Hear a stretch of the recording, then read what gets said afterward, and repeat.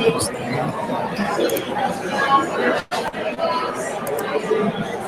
thinking, closing everything. Yeah.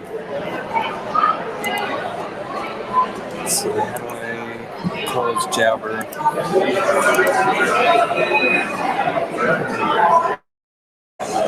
Okay, go to your Jabber.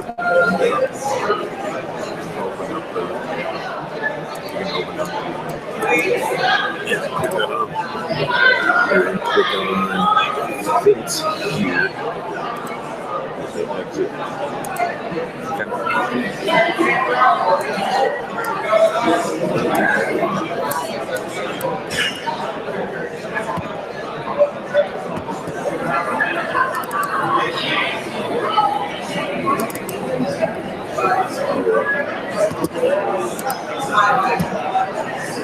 Try again. As long as you can get on, I think we're okay.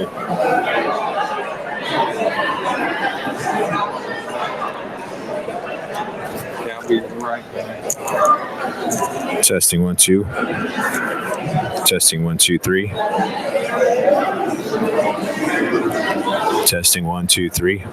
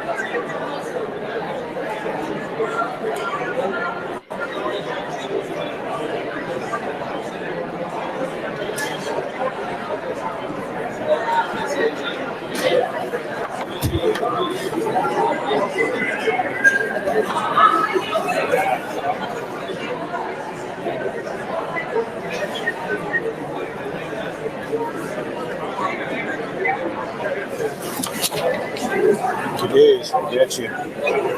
So if I click this on right here, Okay. There's your presentation. Yeah. There's your microphone. Okay. So this is for the recording. I want to mute your microphone on this right here.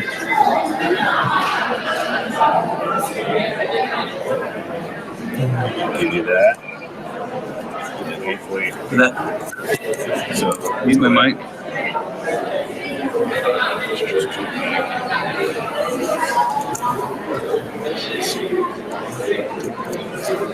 Make sure he's muted here. Okay. Should be good. Yep, we should be good. Okay.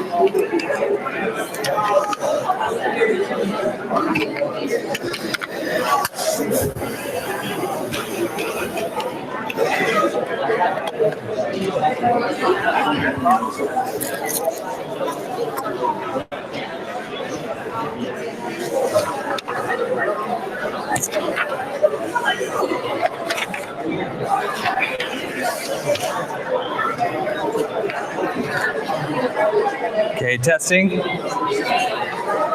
right, we're going to go ahead and get started. We've got a couple of housekeeping items we just need to go over here at the beginning. First of all, the restrooms. If you go out this exit door to your right and take a left, the restrooms are just against the wall. Next, we're sharing this building with our SWAT team. They're doing a couple drills and exercises. So please stay to this side of the building. If you don't, you get shot. Don't take the wrong turn. There's no food or drink in this auditorium. We will have a break for lunch, and we'll go to the cafeteria for while we eat. And please remember to put your cell phones on silent so that it doesn't disturb the presentations.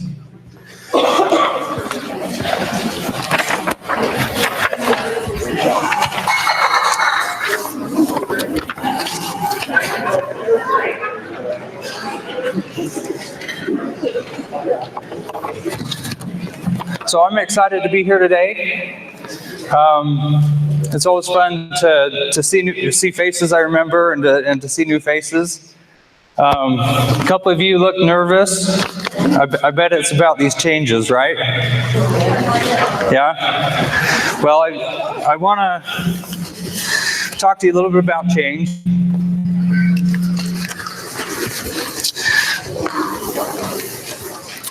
And I want you to forget about change. Because what's happening today is we're enhancing our driver program. I remember a few years ago when cameras were first introduced onto the buses. They were an enhancement. Many drivers didn't want them. Some drivers seemed to always have their bus in the shop for repairs so that they could drive a spare bus with a manual door. As a mechanic, I saw several drivers that did that. You know, we've learned now that how important that enhancement is. It started one by one camera at a time, and eventually, with driver success stories, soon everybody wanted cameras. I see this change as being a positive change, and we are enhancing our program. Enhancing our driver instruction may seem a little sudden, but it's been planned out.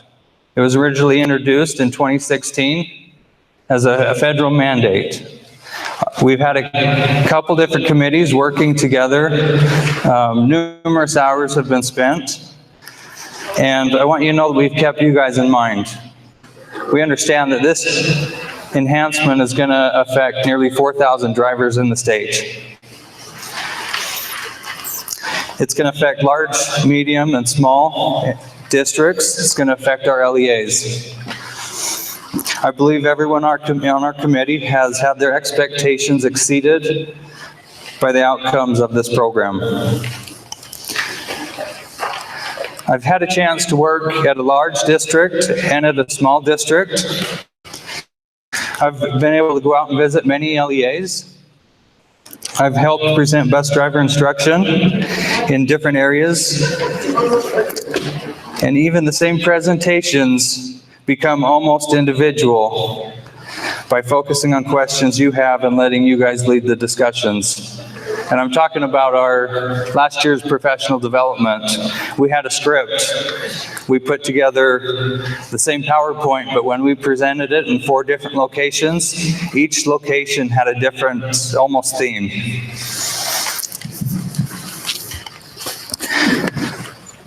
The most rewarding part of my job is being a mentor, being able to support you guys, help you with your unique challenges.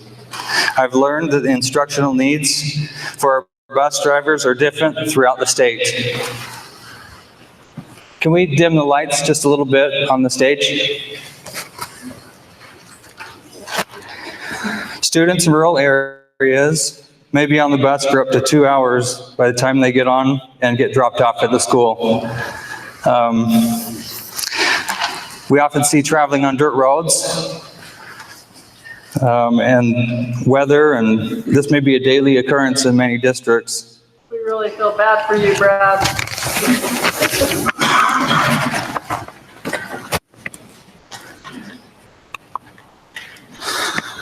Climate and weather may change drastically, even throughout the day.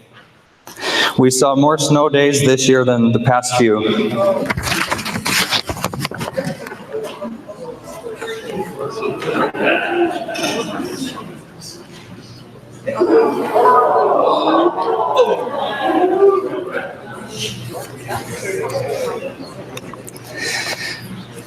Many of our urban LEAs do not offer regular regular ed transportation at schools because the students live within the eligible zones. Much of the transportation they offer is specialized and focused on special education. And then there's Wasatch.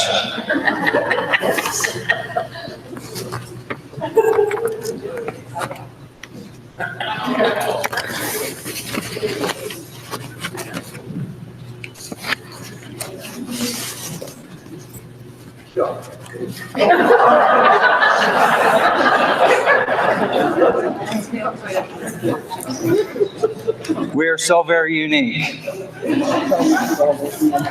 This is one reason we are making changes. But what is really driving these changes? Why are we making changes to our pre-service and recertification programs?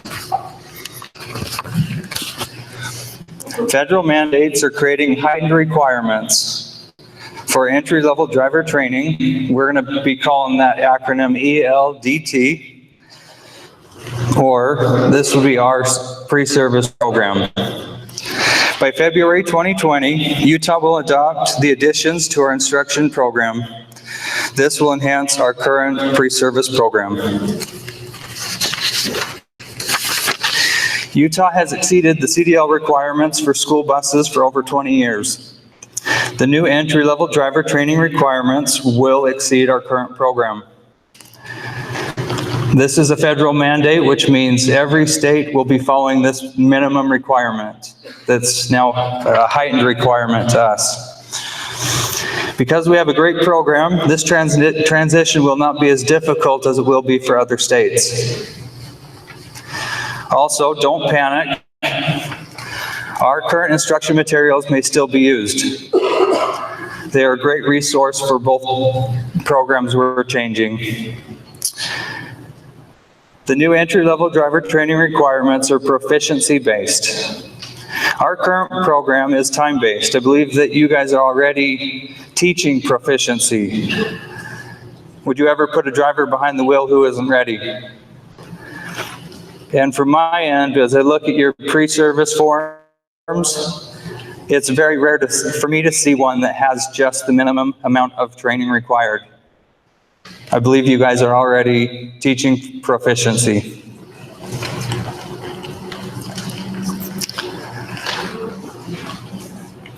The new mandates add a requirement for reporting, documenting, and addressing driver concerns.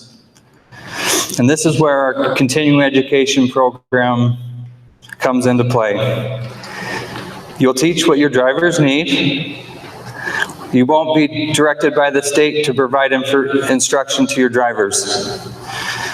This continuing education program will enhance our recertification program. As instructors, your job will become more important. The task of determining the needs of your drivers through ride-alongs, accident reviews, concerns from parents, from coworkers, and also from annual performance reviews. Also, look for those opportunities to identify and provide preventative instruction. How many issues can we prevent by good quality instruction?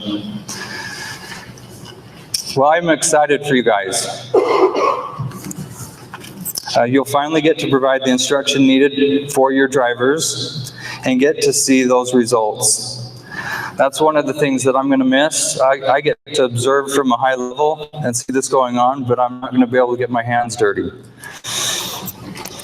I know we've all had limited budgets. Some of the concerns I've heard are that you guys have had to put off what you felt was essential driver instruction to provide the state-required instruction. I'm sure that with this flexibility and focusing on your driver's individual needs, as a state, we'll make a significant improvement to our transportation programs and create a safer atmosphere for the students we transport. What puts me at ease is we have some of the best instructors here. You guys always go above and beyond what is required, and you guys ensure that our bus drivers are prepared for any situations that they may face. Our instruction day today will come from assigned from our transportation entry-level driver committee and our professional development committee. We have 18 people that have been involved with this for even up to a little over a year for one of our committees. We have a diverse committee. We've included large, medium, and small districts. We have a mix of, we have a charter school representative. We have Utah School Deaf and Blind.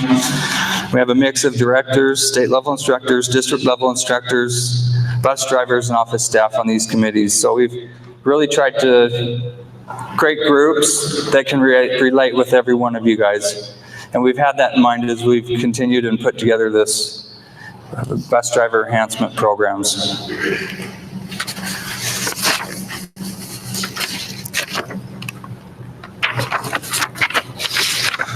So here's the agenda for today. We're going to start out with continuing education.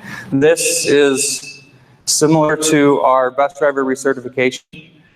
We will then have a professional development. We want to instruct you guys how to be better instructors. We'll have a break for lunch and we'll complete our professional development portion, and then we'll transition into our entry-level driver training presentations. As you guys walked in, you guys received a continuing education certification renewal instructions. I'm going to just go over a few of the points that I felt were most important. First of all, I want to read the basic definition. Continuing education is a program designed to educate an individual and give him or her further skills and knowledge to be applied in his or her line of work. These programs are intended to educate persons on new advancements or build upon a person's expertise in a given field and is required to maintain certification. Acceptable course content. The content of all courses of continuing education must be relevant to the practice of school bus driving and pupil transportation. Learning experiences are expected to enhance the knowledge of the certified bus driver at a level above that which is required for licensure. Courses and classes must be related to knowledge and/or technical skills required for the practice of school bus driving or be related directly and indirectly to transporting students. It includes basic and advanced courses in driving, specialty areas of transportation, including the application of knowledge applicable to transporting students.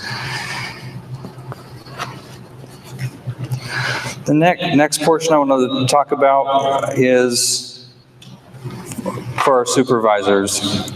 Supervisors will be verifying that the total certification renewal credits are valid and appropriate.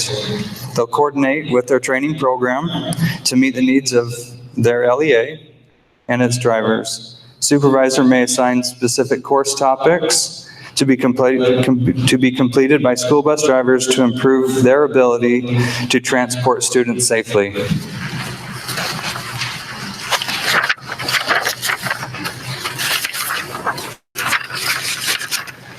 One of the things that really stood out to our committees is that they wanted to be able to reward those drivers who were good drivers. So we do have an experience and review credit. Based on director approval, drivers may be awarded up to 2 credits per year for acceptable driving history, being accident-free, satisfactory annual performance reviews, etc.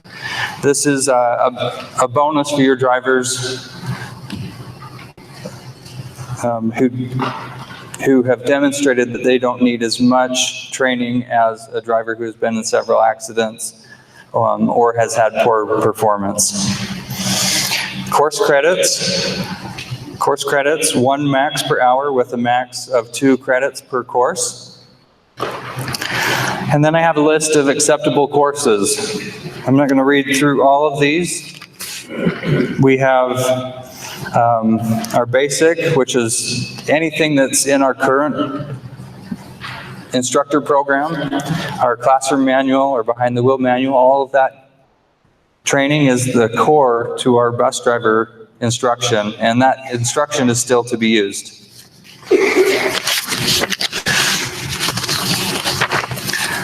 We've expanded our continuing education to allow professionals to come in and give us instruction, to be able to have us go to different conferences and receive instruction there. Ultimately, anything that builds us up above and beyond what it requires to receive your school bus driver's license would count towards continuing education.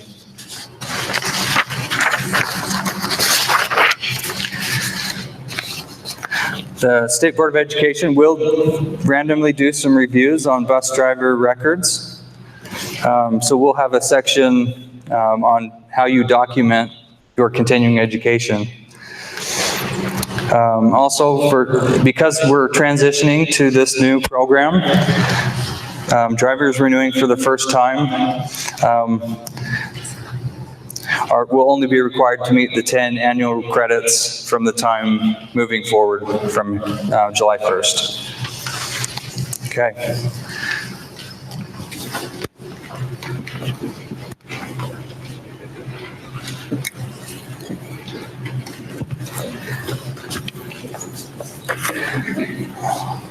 I'm gonna plug my.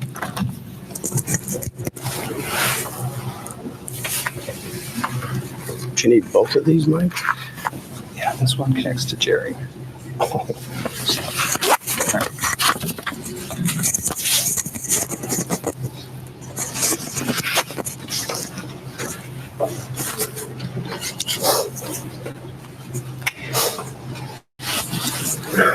Hang on to this.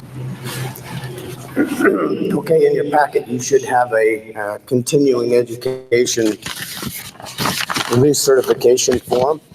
We're going to talk about that for just a minute.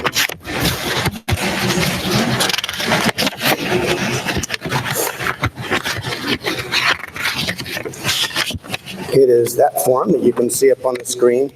In the past, you've had a compliance form with a whole bunch of different boxes on it and a whole bunch of different topics and things that were required by the state that you had to maintain and send into the state on a regular basis. That is going to be different. Once a driver has been given his initial training and gets his license to drive, then that driver will start on a continuing education program, which will be recorded, and the recertification will be, documentation will be provided on this form. The top part of the form just shows some identifying information about the driver. You scroll down there a little more. Now, up at the top, you see there's a place there that where the license holder will have to sign it, indicating that they that the information that they have provided on that form is accurate.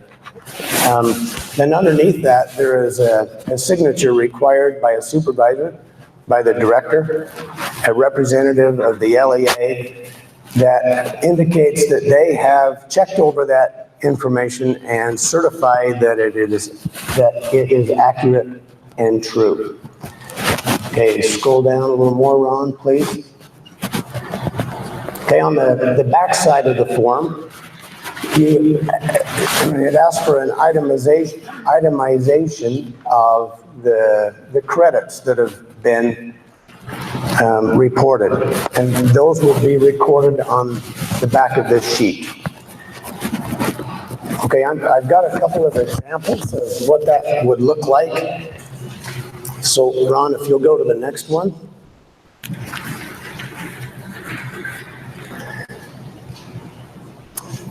Okay, this form is filled out as if I just barely got my driver's license and I am going to renew it in 5 years.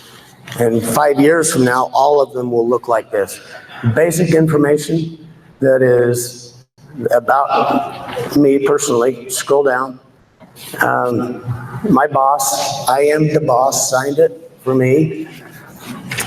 Scroll on the second page. I've now listed, this is the form if I was renewing my license in February of next year. You'll notice that for the past 4 years, if you have been in compliance over the past 4 years, then your director can give you just a blanket 10 points for the last 4 years. The requirement is going to be 50 recertification credits over 5 years. The last section there are things that I would have done this year. So I had 8 hours of district training. I had 1 hour of district training on a different date. And I had an additional hour of training on a different date. And then, because I was so awesome and they were so glad that I'm retiring at the end of this week, they gave me an award of Retired Person of the Year and gave me 2 recertification credits for that.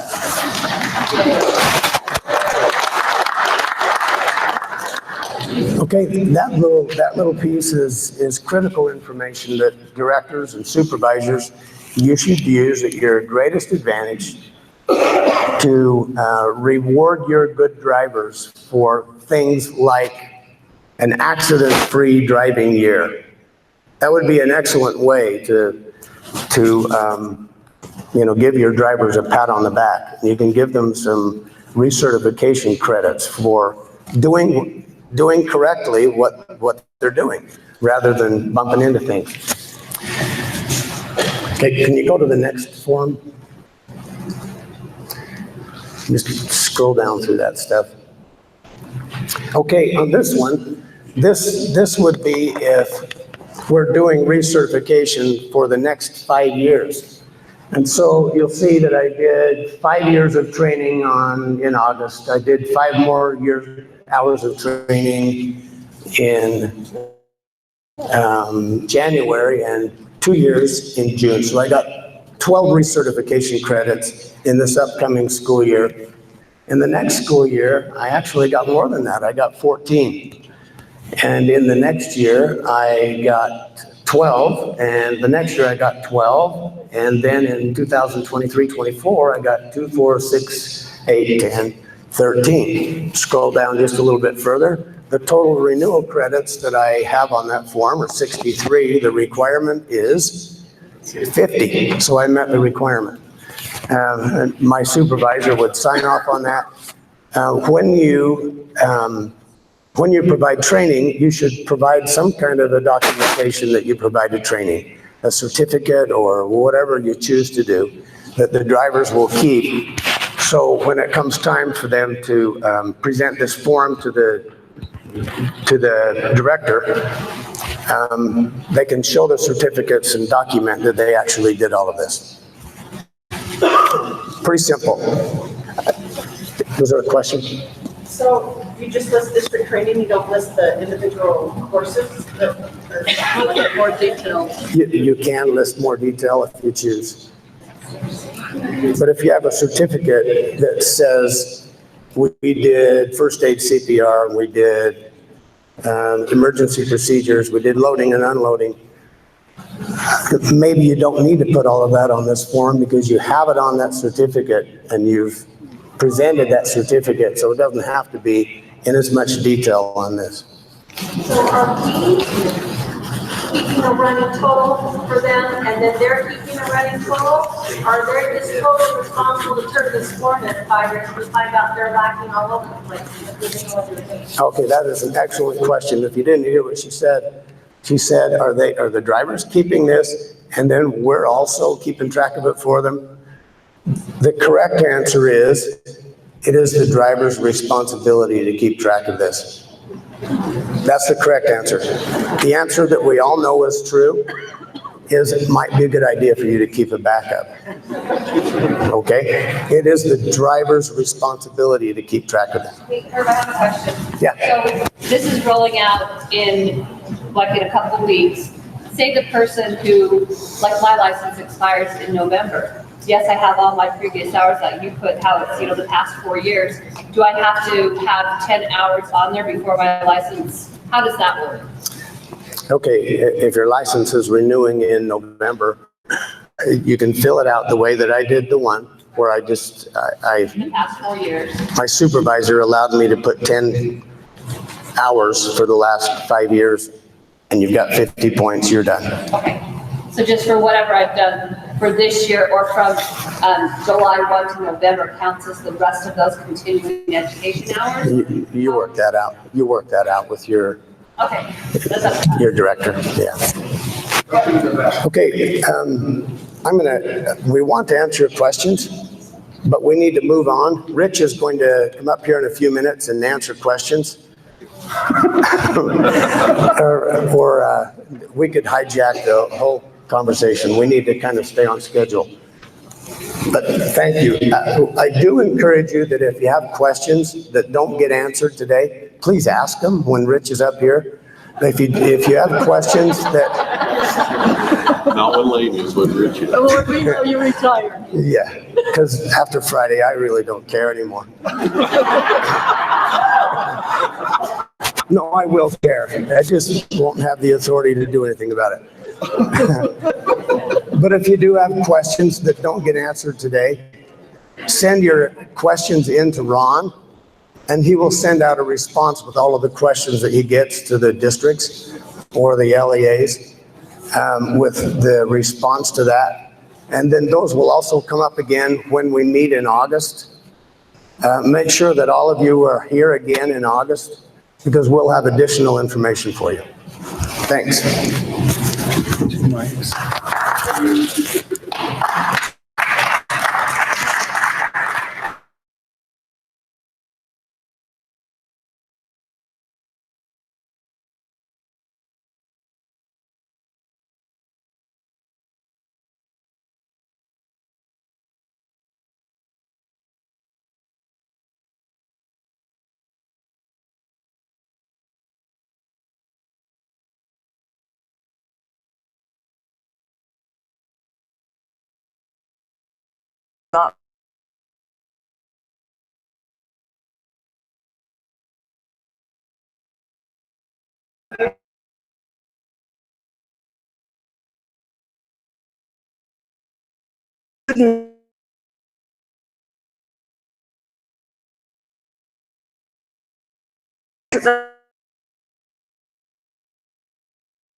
On the bus that had the goat said, just drive, it'll move. And my driver was terrified that she was going to squish the goat. It all came out well, but the next day they videoed it, and then the next day it's tied to the front porch.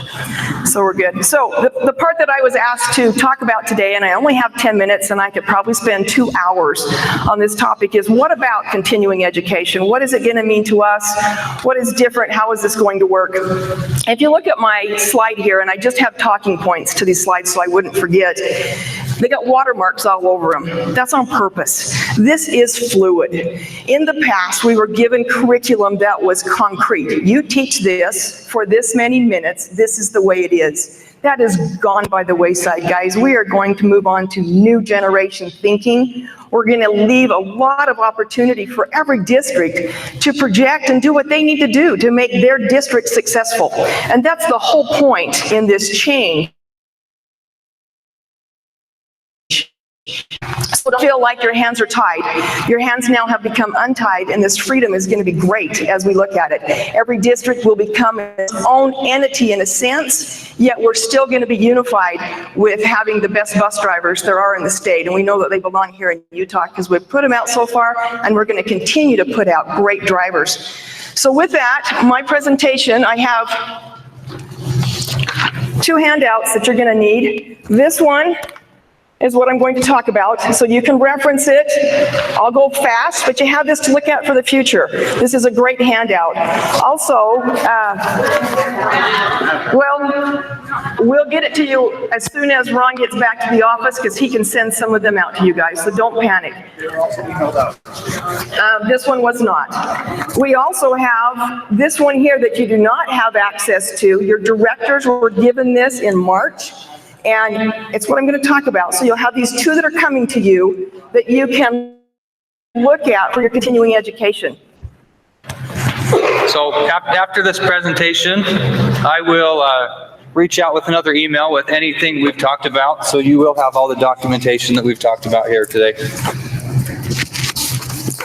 Okay, just so I won't miss out on a topic. Next slide, slide man. Remember this? This is the old research form. It had lots of boxes. You had to document the time. You had to document who taught it. It's gone.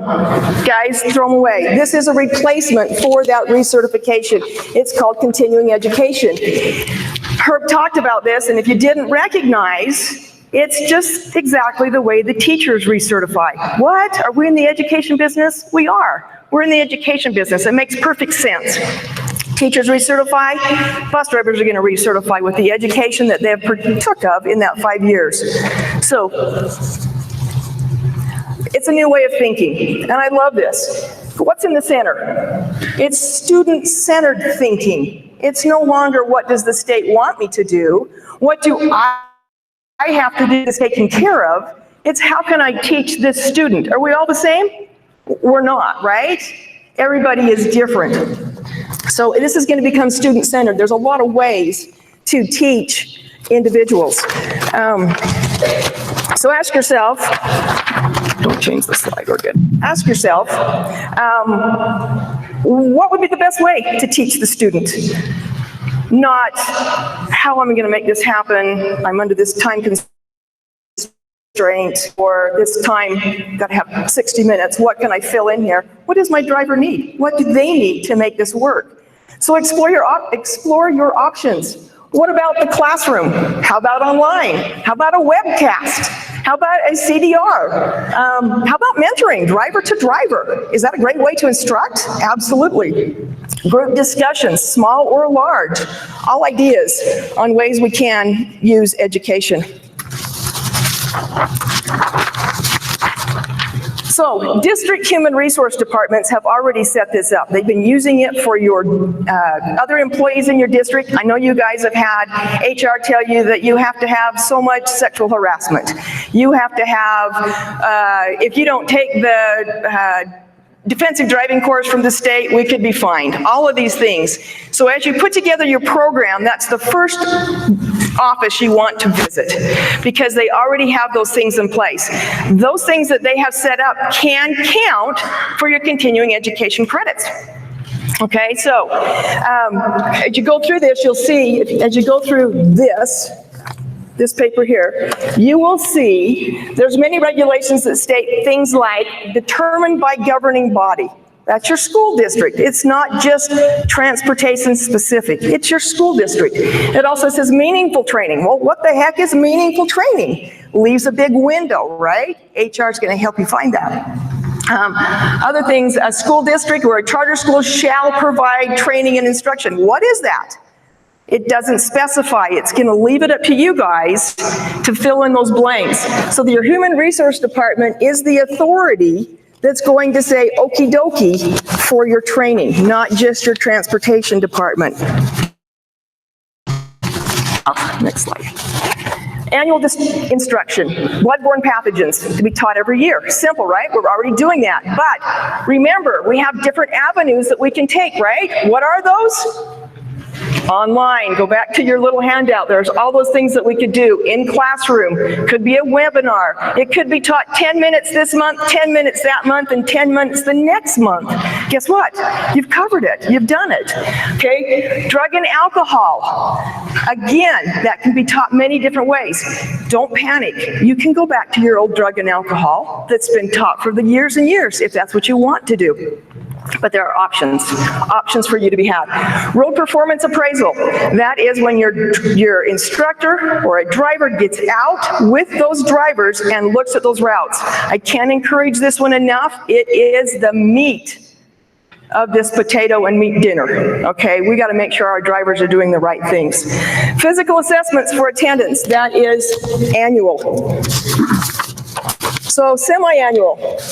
That's evacuation drills. They still exist. You need to have them 2 times each year. I encourage you to read this because I realized that I'm doing more than what is required. And I'm going to look at that and decide whether or not I want to continue or make changes in my district. Just a side note, as we went through and put these requirements together, we found, it was kind of comical and then kind of sad, but we found as we walked through this, people would say, well, this is what I'm doing in my district. Oh, well, no, we do it this way in my district.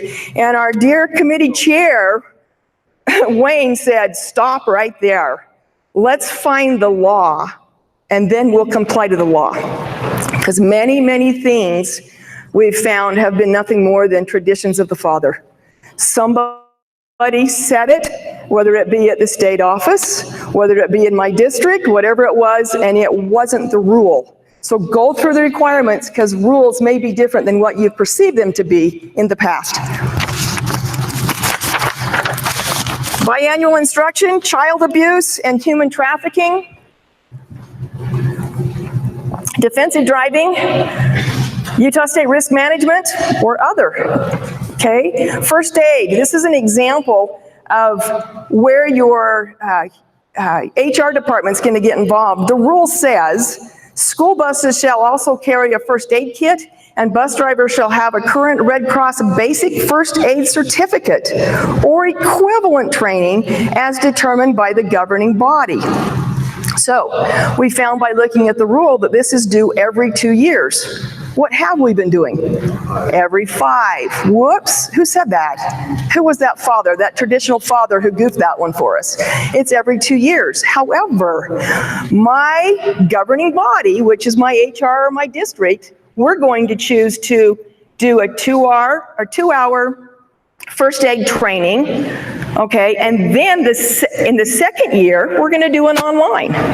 And then come back to, in 4 years, and do the in-class stuff again, because my HR department is the governing body who can decide how this rule is met.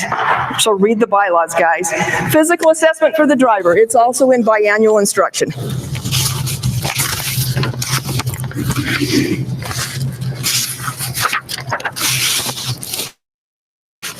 Instruction requirements, bullying.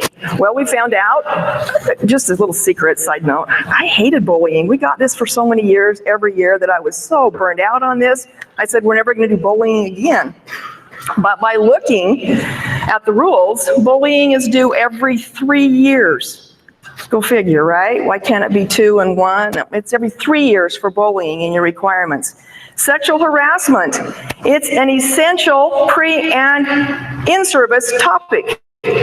Okay? Suicide prevention can be something in your district, but it's not required for a bus driver. But what does your HR department say about that one? And then special education, a critter of its own, correct? Special education, we need introduction. Where's my man? Special education, we need an introduction, we need appropriate and adequate instruction basics, obviously, right, especially if they're sped drivers. Child safety restraint systems, passenger securements, and use of physical restraint. But it doesn't say that it has to be every year or when that requirement is. You get to fill that in there for your district. So what we're asking is, guys, I think we've kind of been stuck in old world thinking. It's been spoon-fed to us. We've regurgitated it best we could and hope that it was taken in and used to the best. Let's now leave and be part of the new world thinking. There are so many options out there, so many ways to learn, so many individuals who can learn differently. Doesn't mean that every program will look the same. Doesn't mean that we will have great successes. I believe we'll come back to the table, maybe in August as soon as, or maybe when we have the next training next year as this becomes implemented, we look at this and say, hey, what are you doing in Washington? Hey, what are you doing in North St. Pete? And what is working for you guys? Will a large district look like a small district? It won't. None of us have to look the same, or guess what? We all could look similar. But it leaves an open window for what is continuing education. It's continually educating and holding the interest of our bus drivers, which I think sometimes in the past, we've lost the interest to those drivers. Okay, we'll hold your questions for someone else.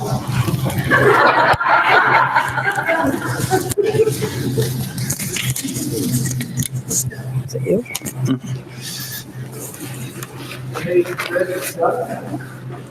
I'm done.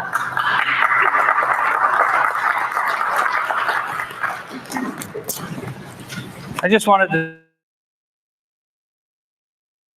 to talk, and we're trying to identify all the different resources that we're going to be using. We're trying to identify how we can support guys in the future.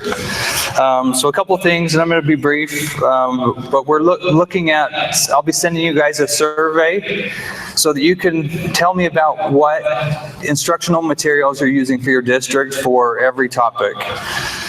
And, you know, if you want to even include the things that you're thinking about using, that'd be great. We want to compile a resource that we can collect all that information and then send that back out to you guys so you can see what's being used. And you can call up different districts, different LEAs, and ask what, you know, talk to their instructors, find out what they like and dislike about those different programs. I want you guys to be able to network together. We're also going to try to collect information about what is being taught. If you have ideas of what your drivers need and are going to be teaching them and have identified some dates, you know, if you're willing to share that information so that we can, if I've got District A that has a driver that needs training District B is doing, or LEA, that you guys can coordinate instruction. We really want this to be focused on the driver's needs. It can be really difficult to instruct every topic every driver needs, so we want to make sure that you guys are able to network. We also have different opportunities for you guys to meet.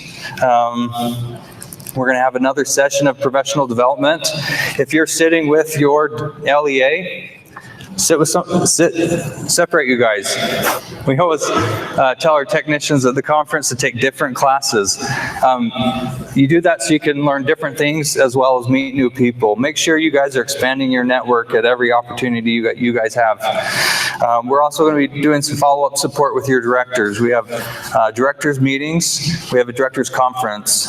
We're going to be talking about different issues that come up, and if your directors aren't sharing that information, I need you guys to walk into your director's office and find out what information was shared. Our directors should be the top of the funnel and bringing everything down through every department in your district and LEA. We have plans to make an instructor best practice. With this change of programs, this new ideas, new information, we want to find out what success stories you guys have and be able to share those.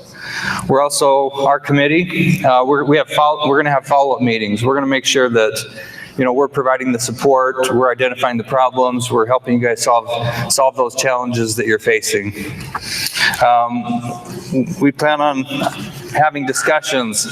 Next year, we'll be talking about what worked, what didn't, have discussions. We also plan to have materials posted on USBE's website, as well as UAPT is starting a website. We want to make sure that you guys have all the materials you need to access. With that, I'm going to turn the time over to Rich so that you guys can ask questions about continuing education.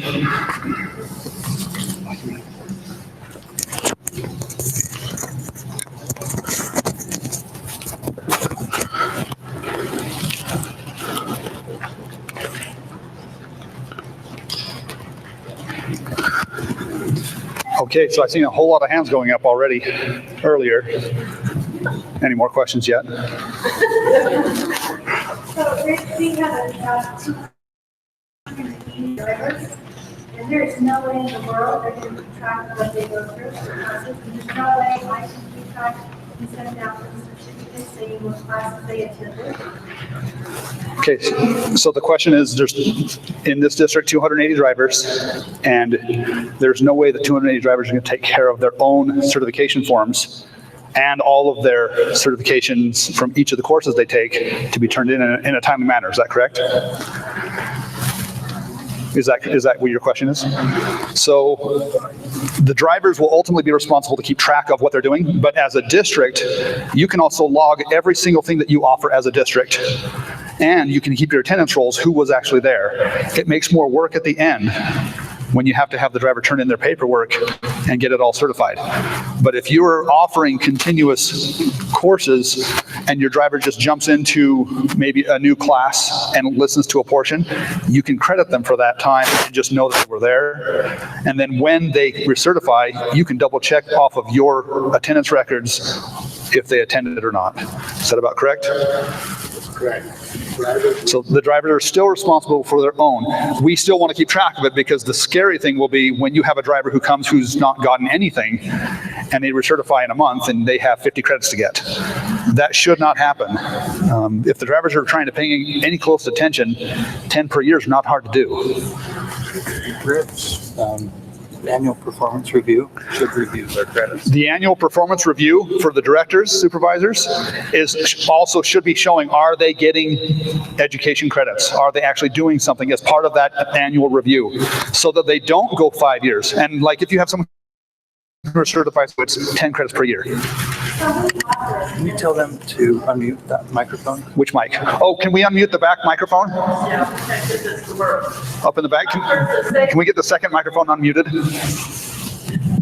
Thank you. We are listening we require the driver and system to attend. So we keep track of that. So everybody training needs.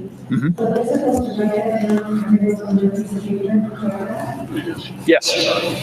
Yes. And then you can track it as well. You can track it because you're offering it. So ultimately the driver takes on that responsibility. Maybe just have a requirement to have to bring their sheet to the class and the instructor.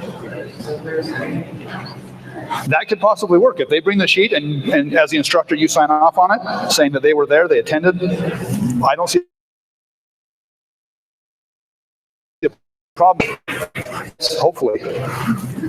Annie. So is there a way to make this digital, because it seems like we're taking a step back if you look at The state is working on digitizing it. In fact, the form right now is a fillable PDF. You'll have to be able to go to the state's website to use that. Eventually, the state's going to put together, similar to the Cactus program that the teachers have, where they can just input it and it's all there digitally and you'll have access to it. That's not here yet because the state is still dealing with trying to get that in place. They've gotten funding for it, that's the biggest hurdle, but actually making it so it's usable for all of the districts is still a process. So it is coming. We just have to be patient with the timing. from a small charge to really. That'll be really easy. You can certify and sign off on yourself and have your boss sign off on you. What was your question? Well, it's a self-certification process. So you take it to your supervisor and say, hey, I've taken all these classes. I've done these, I've been able to go to an in-service or a course at so-and-so's district or a college class or whatever you've done that counts towards the school bus driver curriculum. Have your supervisor initial that it's been done, and then it can be submitted to the state. Does that answer your question? Okay.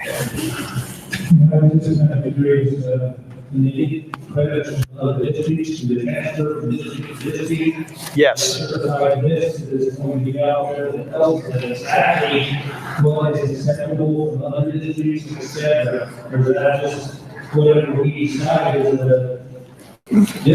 So part of that is we can work together. If you have a class and you have neighboring districts who need some people to attend a class, you can certainly allow other people there. The classroom portion itself is very simple. One person teaching, group of people listening, and that is definitely usable. The hope is that we work together to help everybody. If someone happens to take a college credit course, that's acceptable as well. This paper that was handed out will talk about what is acceptable and not acceptable. So I don't mean to make fun of those who did it, but color coding, it's not acceptable. Defensive driving, oh, yep, you can use that one. So it talks about that in this form, and you guys have that. So if you've got a student who wants to take industrial wiring, you know, take a CTE style course, and they're a bus driver, it's not going to count. You know, it's got to be something that fills in the need of the bus driver. So there's a question here. Yes. How do I get a new driver, or a new trainer trained for today? Yeah, that's the certifications that's coming up for certifying instructors is going to be a very different process going forward because we don't have district level instructors any longer being certified by the state. Okay, this form, when they're completed, they've done their 5-year research, who does it go to? I would suggest it goes to the director, and then it is copied, put in their file, and probably sent up to the state to Ron.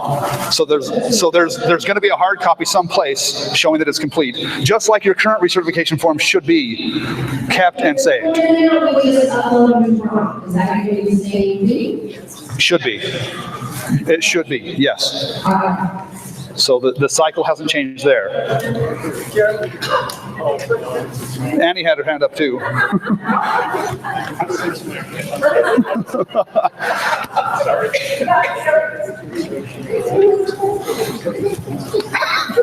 so the question is, if we have a driver that is halfway into the certification period, Yes. and 20 pounds an hour recovered, how do we transfer it as a existing form, or do we start anew?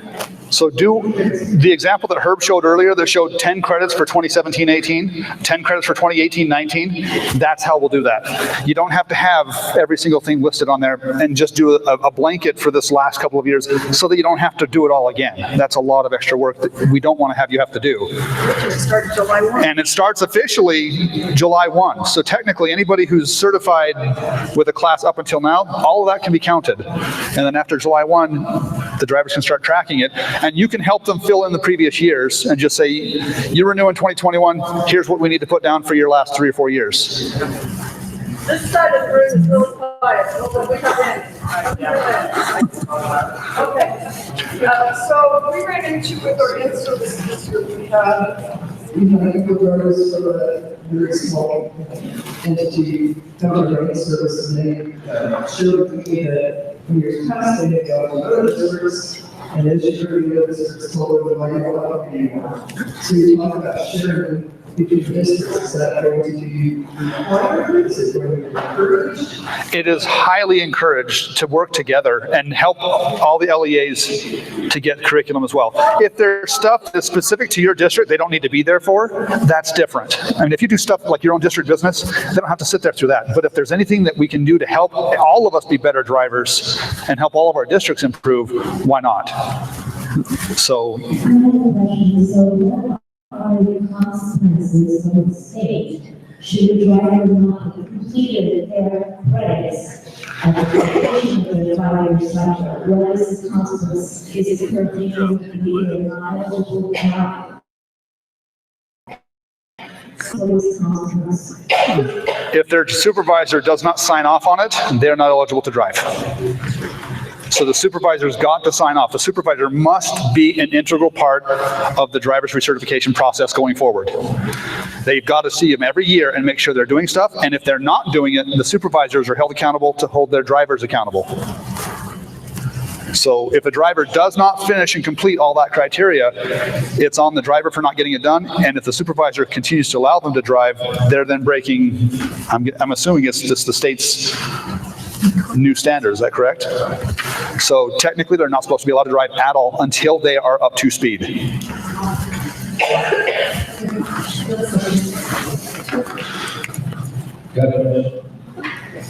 It said that we can train other districts, right? Yes. But it also says that as the registered training entity, we are responsible for that training. Correct. Does that might have an impact on our district or another district's training? If you offered the instruction, or if another district offered instruction, there's really not a whole lot of liability, except if the driver left early and did not participate. That would be a different problem. We're mixing things up here. Right now, what we're actually talking about is recertification. Continuing education. Or continuing. What we're going to talk about a little later is ELDT, okay? So that's the training. Try to separate those as best you can. Does that make sense? So there's a difference between, it's basically like the original cert form of the past was the initial training, correct? And then your recertification form. Those are two different things. So if your district offers training and another district sends people to it, it can be counted as instruction. That's what I'm saying should be allowed to happen. If your district offers instruction and it's a brand new driver, that can still be counted, but it has to go under the ELDT requirement. So it can be done either way, because some districts do all the original certification stuff for other entities, and that's acceptable still. Just as long as that district supplies a certificate of some sort showing that the training was accomplished and that that person had attended. It's sort of like if you take a college credit course, it might take you, a 16-week class, an hour a week, and you get 3 credit hours. And then at the end, you've got a GPA or whatever from your college. That kind of thing is now how we're going to run. So if you offer a course and they only get a portion of it, that's up to the district to determine how many points they're going to award for that course. The main thing to remember is, as a district, the coordinator and director are who are ultimately responsible for that driver. Okay, that's who bear the responsibility if that's a proficient driver or not. And we're going to talk more about that a little later. So I've got time for one more question so that we can keep on schedule. Martin? Yeah, thank you to the committee for this. This has been very helpful. And I actually, being from the educator side of things, it feels comfortable to me to have this sort of more like when the education goes into the supervisor. I like that. I guess going along with what was just said regarding it's ultimately the director's responsibility to make sure that they're recertified or they receive this continuing education. In our district, we have 5 hours of online training and 16 hours of in-service. So right there's 21 hours per year of required training. And then on top of that, there's smaller group instructors. This is what we've done in the past to get them ready to be able to be certified over 5 years. So I imagine drivers will still in smaller groups be working with the trainers on specific skills. That's the goal. So me as the director, can I say for each hour you're doing an online training or in-service, that would be a half credit?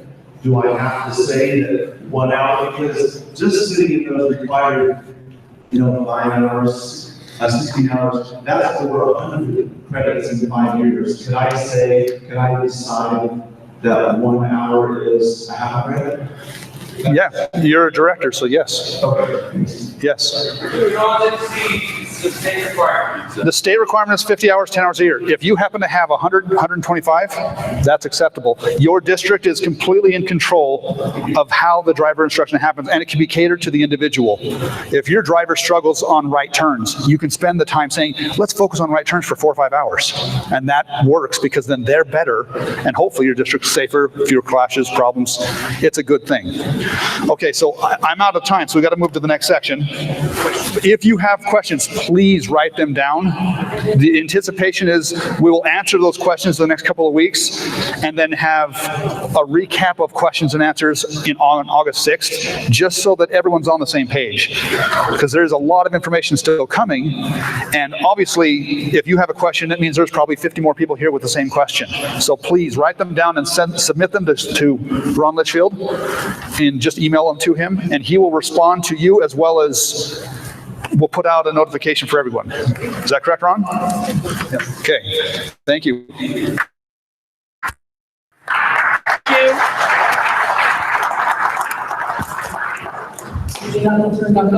Well, I think we're going to address Dave instead of me. If you guys wonder why we have 2 mics, I'm just holding it. One is for the state, they're recording this. The other one is for you guys, so you can hear, okay? Welcome to our professional development section of the meeting today.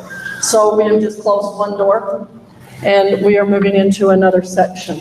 This is an exciting section. So when you say, Ron says, we are enhancing our training, this is an area where it's a little scary. It's a lot of fun. I had a lot of success with it. I just learned about Canvas on Thursday. I already have half our training program in it and online. It's a breeze. If I can do it, you can do it. And I'm going to be your biggest cheerleaders. But right now, we have a wonderful supervisor, director, guest speaker, Mr. Dave Gaddy from Granite. And he's going to walk you through professional development and continuing education. Okay? Welcome. You need to put that on. Yes. Oh, here. While he's dressing, I just wanted to tell you who was on our committee. Wendy, if you're here, where are you? I saw you. Stand up. Thank you. Vicki Dean, you're here. Kevin Nielsen, and Wayne Tishner, you're going to hear from him after David Gaddy. And Joanne Baker, you're going to hear from her, and Mr. Dave Gaddy. Thank you for your help. All right, well, thanks for coming. This is the end of my first year of being a transportation director. Before that, I came from schools, and so as I came in, the good news for me is this isn't really much of a change for me. It's just kind of the way it's going to be. But for you all, it definitely brings about a little bit of change. So I'm going to take the clicker, and we're going to kind of go through this. Just know this. So this today is going to set up the next one that we have in August, is that correct? So you're going to learn some skills, and you're going to kind of get some homework. Yeah, I know, I'm from school, sorry. But you're going to get some homework. You're going to go back to your districts and do it. And the objective of this part, these 2 parts now and in August, will be for you to have your professional development plan laid out for the year. So instead of freaking out and kind of like, oh man, we don't know what we're going to do, we're going to give you some tools and some ideas, and we're actually going to solidify your plans between this meeting and next. So I hope you brought something to write with us and some paper, because you are going to, again, be going through this. So one thing that we're going to do is we are going to divide this baby a little bit. So I need about 10 or 15 people grouped in as many areas of this auditorium as we can move them, so that you can have kind of more intimate groups that you can work through things with. So get up and get moving. And we'll give you about 2 minutes to just get divided out around the auditorium. Please, thank you. Oh, that's the projector. And do it somewhere probably where you can sit, because we'll be working for quite some time, but this will require a physical reassignment of space. So please find some place where you can go and be in a group of about 10 to 15 people. And yes, you can have 16, and yes, you can have 9. Better the scary group.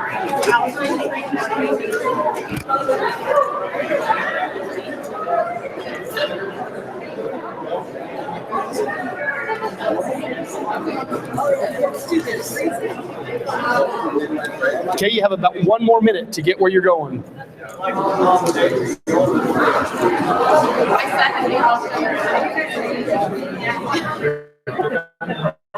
And find a place to sit.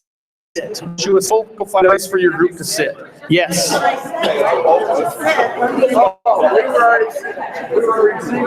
go back and sit down and turn around.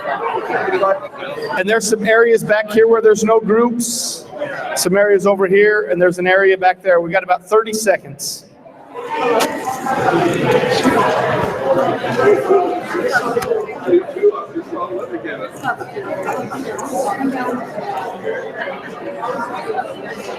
All right, and 10, 9, 8, 7. If you see me, give me the 5 and help me count down. 4, 3, 2, and you should be seated. Thank you.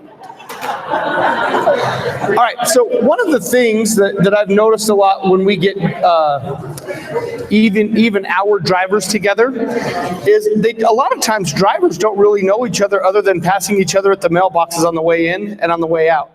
This might be something you even want to do with your drivers, but one thing I do want to do right here is just go around your little group of 10 or 15 people. I'm going to give you 2 or 3 minutes to do this and tell them, and I'm going to leave it up here, but tell them your name, where you work, so if you work at Canyons or Jordan or a charter school or whatever, length of service in the school bus profession, and if you were a driver, so I would say no, I wasn't a driver, and I would say 1 year for that. And then your biggest concern with the upcoming changes, and then we'll go around and you can just yell out your one biggest concern. So everyone introduce yourself and talk about your one big concern and be concise. You have 3 minutes, go.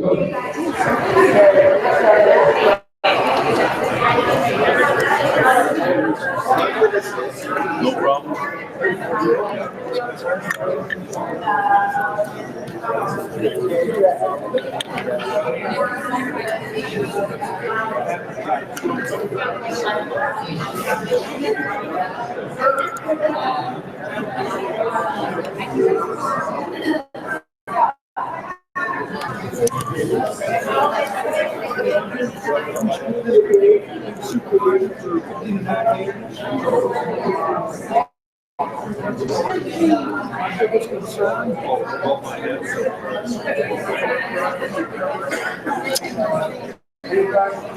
2 minutes.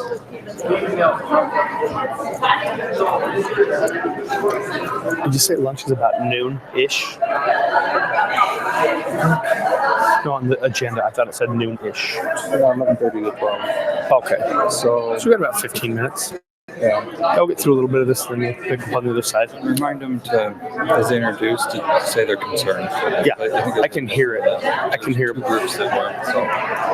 Please remember to say your concerns as you go around, and you got about a minute and a half still.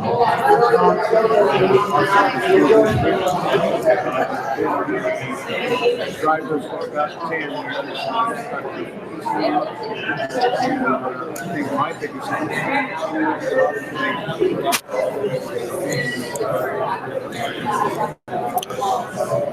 1 minute.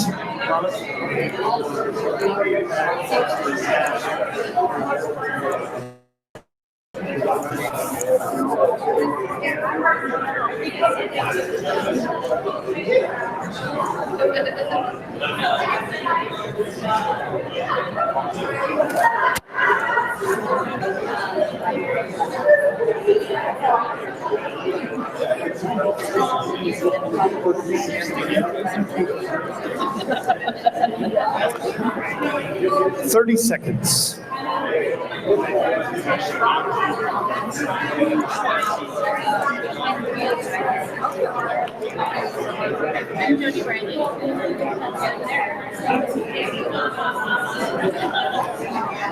All right, we're at 10, 9, 8, 7, 6, 5, 4, 3, 2, and all right, all eyes up.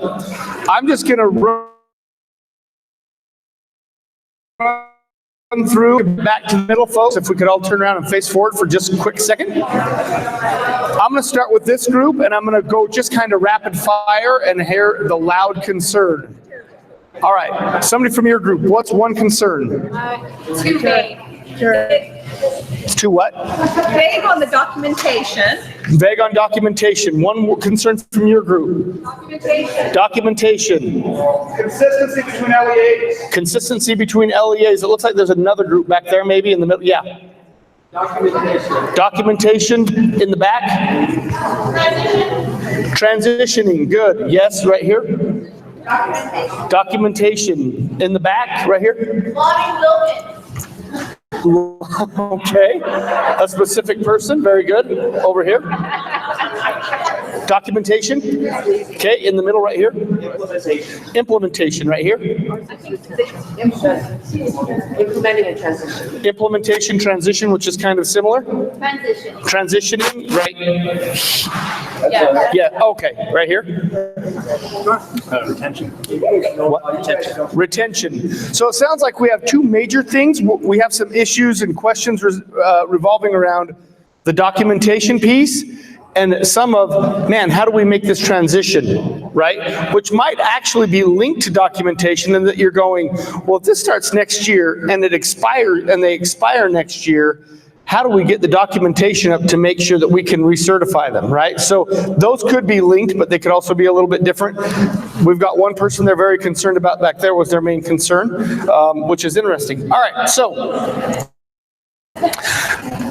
it is 11:17, and the one thing I've never been called is late for lunch. Our lunch starts at 11:30. We'll break at 11:30, then we'll come back and pick this up. So I want to kind of model just a little bit of good teaching for you. One thing you always want to do when you teach is have goals, short-term goals or objectives and long-term goals and objectives. Today's goal, and you notice, we're going to talk about this in a minute, how you write a goal or objective. All participants will leave the second training, so this is the first, with their topics for professional development selected. Furthermore, they will know where to find the tools necessary to deliver engaging instruction in a way that will allow their drivers in their LEA to pass assessments in order to demonstrate understanding. So do you see how it's very specific? I'm telling you in your second time in these groups what you're going to walk out the door with. All right? Today's goals. So the first one was the overall or the long-term. These are today's goals. Understand the change from the old way to the new way. We're going to put up a couple of little diagrams. You're going to learn how to develop topics, right? So with new teachers, when I used to work with new teachers all the time, they'd freak out.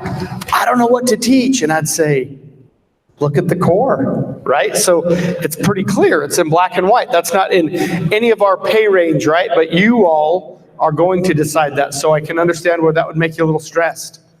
Develop measurable objectives for the topics that you select, and develop assessments to measure learning. Now, trust me, I come from public schools. Figure out how to make assessment so that when you say that to some of your drivers, they don't start sweating, okay? So, the change. In the old way, if you notice, you go from the one side to the other. So in the old way, and we touched on this a little bit, the state said, here you go, repeat this. In the church that I go to, they have a manual that kind of lists everything out. That's kind of this old way, right? Drivers had to attend instruction, and they got credit for just being there. They came in, they checked off the roll, they went to sleep, they sewed, they played Best Fiends on their phone. Candy Crunch Saga was probably rampant, right? But they were just there. So it was butt time in a seat that mattered, right? And then the last part was many local trends were ignored. And I love that Ron put up there the differences and had the little video of the goat coming out and, you know, those kind of things of the bus. Because we all are different. In our old way, some of those differences were ignored. And we just basically, the whole state had to do the exact same thing all year long. So in the new way, I'm going to give you a 10-second background here. We had a couple of ugly, and I mean tragic, national bus stories that has driven kind of this change. Back east, I believe it was in New Jersey, they had about an 80-year-old gentleman driving a field trip, oddly enough, on I-80, right? So it's weird to think that our little freeway right here goes all the way back to New Jersey, but he was driving a field trip, and he missed an exit and tried to do a U-turn in the median in a school bus, and was struck, if I'm not mistaken, it was a dump truck. Am I right about that, Herb? By a dump truck. It sheared the bus in half and killed some kids. Okay? We had another accident just recently in Texas where a driver became stuck in whatever they were stuck in, like that picture that we saw, I think, of San Juan or whatever it was, where the bus was stuck in the mud. A driver became stuck and continued to give it more gas because the only thing better than being stuck is being really stuck, right? So he gave it more gas, which caused a tire fire to occur on the bus, which caused the need for an evacuation, and they found 2 dead people on the bus, the driver and a little girl. The National Highway Safety Board has come back with their findings and has come to the conclusion that the little girl died because she was going back into the bus to help the driver who was unfit for duty try to get off the bus. Those are just 2, and I promise you there are, what I've done in our district is I put all of the little paperclip communications and all of those director magazines out for people to read, because it really does help drivers understand. But some of those things have caused the federal government to say, no, you all need to have very detailed reports of all accidents, incidents, and driver complaints. We all kind of did that in our own little way, but now it's federally required, right? So in the Granite District, we made a Google form that dumps into a Google spreadsheet that the minute we get a call for a complaint, an accident, or an incident, we click on the form, a blank one pops up, we fill it out, we push send, and it dumps into our spreadsheet database. And so that's going to be a big driver for you. Now we're going to, oh man, I've been pushing that button.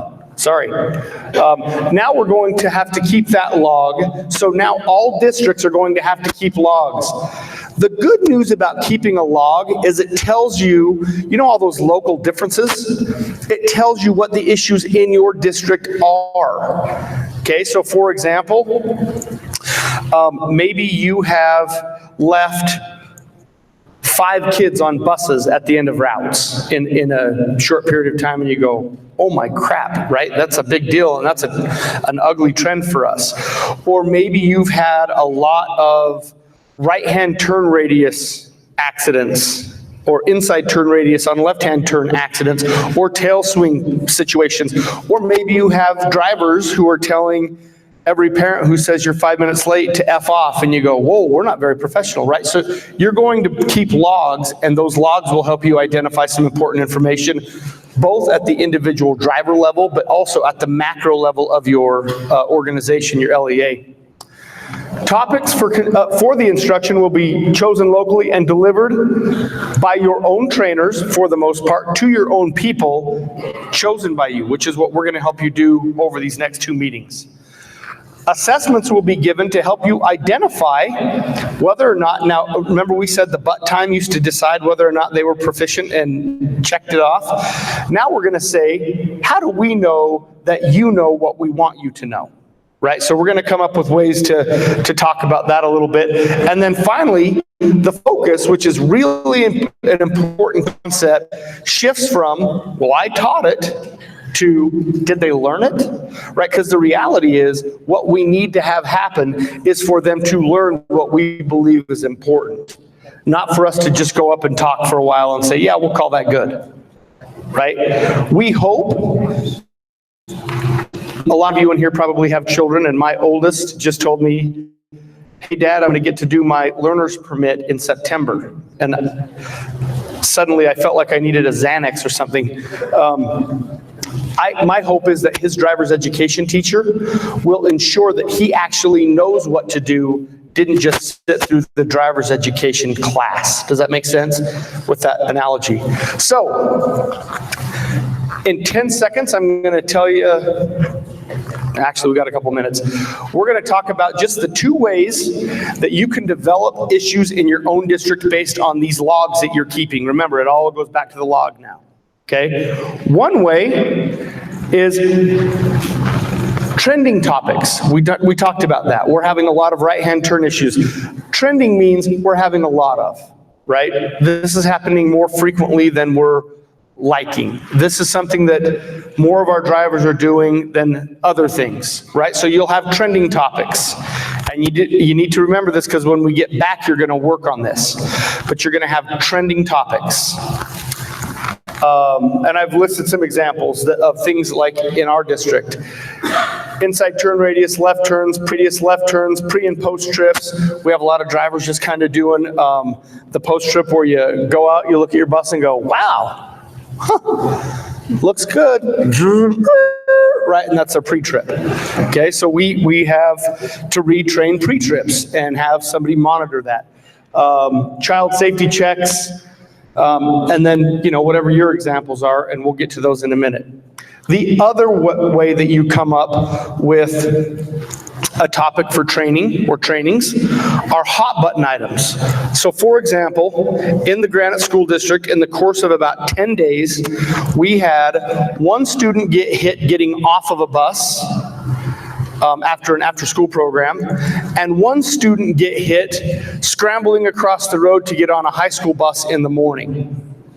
Right? As we looked into both of those, we kind of thought, it doesn't look to us a whole lot like the loading procedures are being followed, loading and unloading of students.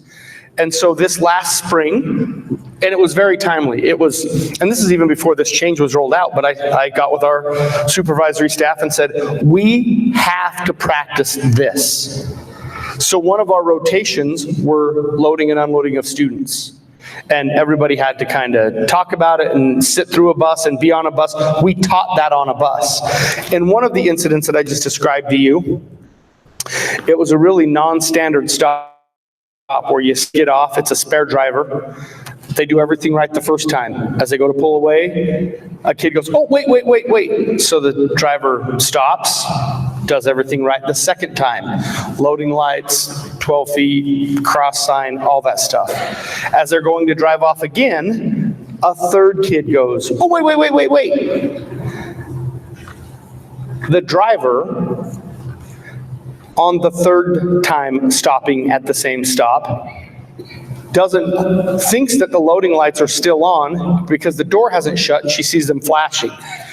The kid runs off the bus, runs across the front of the bus with his backpack scraping the front window as he runs across, and a vehicle who is tired of what the crap is this driver doing right here for the third time, going around and bang, hits the kid. Now the good news is, kid's no worse for the wear. Obviously probably has some sleeping problems for a while, but otherwise no worse for the wear. But it was kind of a hot button issue for us. That paired with, why do we not have kids understanding that they can't just charge the bus when they're boarding the bus, caused that to be a hot topic issue for us, hot button topic. You would think that's two drivers, 2 stops in the scope of how many stops we make in a day doesn't make it a trend, but we saw that right away and went, uh-oh, we got to fix this. Right? So when we get back from lunch, you all are going to get in your groups and identify, we're going to hand out some dummy logs, and by dummy I mean one of them really is kind of funny and dummy, but you're going going to look at those and identify a couple of trending issues and a couple of hot topic issues. So that's what you'll do when you get back. So, Ron, are they going to the lunchroom? Ron Litchfield, are they headed to the lunchroom? Go ahead. Yes. Yeah. Yes, we're ready for lunch. So, Right now, these floors, when you get to the stage, it's a lab. And you turn left, you walk straight, you will not go shop.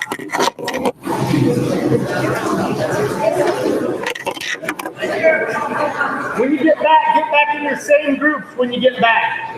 And that goes till noon, so you got a half an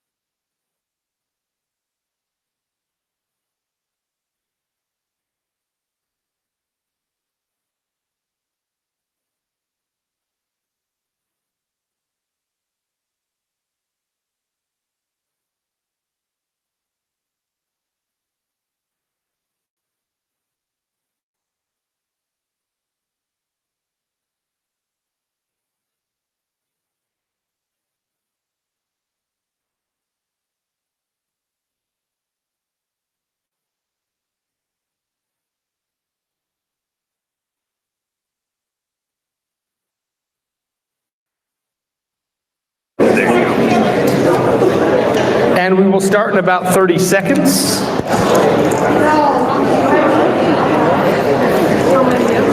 Okay, hopefully we got most of those accident incident logs back. Sorry, I should have left them in a different place other than the same pile of the papers that you were supposed to keep. Yep, this one right here, and this one right here. Yep, there you go. All right, so let's kind of pick up where we left off. If you remember, who can raise their hand and yell out one of the ways that we pick out a topic that we decide is important in our district? What's one way? Raise your hand. Yes. Trending topics. Trending topics, right? Things that you're seeing a lot more than you'd like. What's the other way? Hot button stuff, right? So what just happened? That's a big deal. So what I'm going to do for this exercise is I'm going to pass out to each group. Lynn, will you grab these and just kind of hand out for all the people on this side, hand out or have them share one of these, and I'll have, oh, okay. Will you grab the ones for this side, and then if you want to hand these out to the people over there? Just like. Yes. So you'll only have one of these, but each side has a different log. One sheet per group or enough for everybody in the group? Just hand out a few in the group, and then they just need to partner up, because you're going to do this more one-on-one, super small group here. Just distribute them, and we'll have a few left up here if you need to come and get one. And yes, before you, holy crap, that's really small. Yes, that is really small. I know this.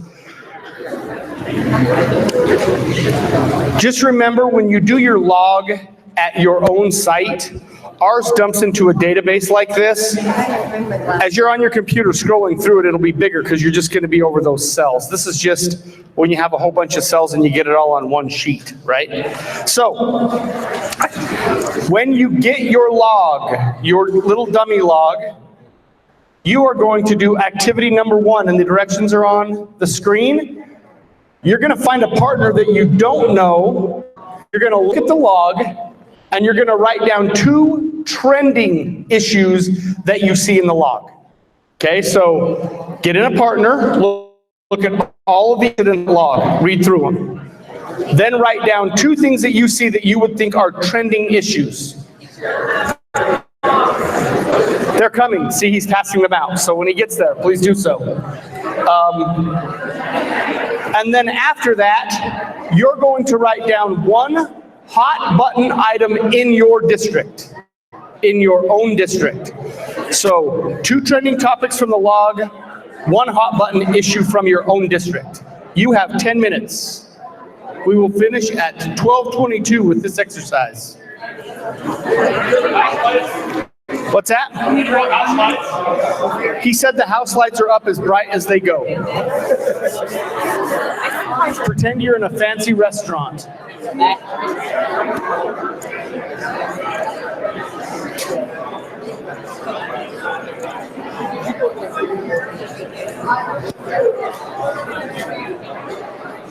Yeah, I don't know how those got taken out of those paper clips. I didn't want everybody to pick those up, so when I came and the paper clips were empty, I kind of panicked for a second. We're okay. Unmuted. Yeah. He came down and said, you got to unmute, so.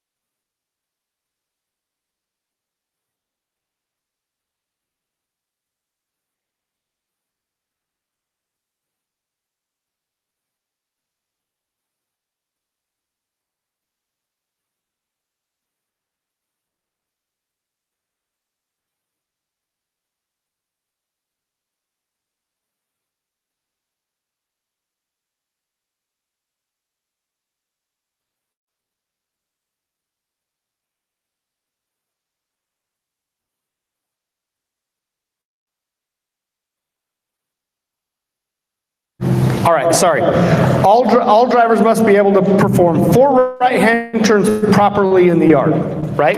Measurable. A is achievable.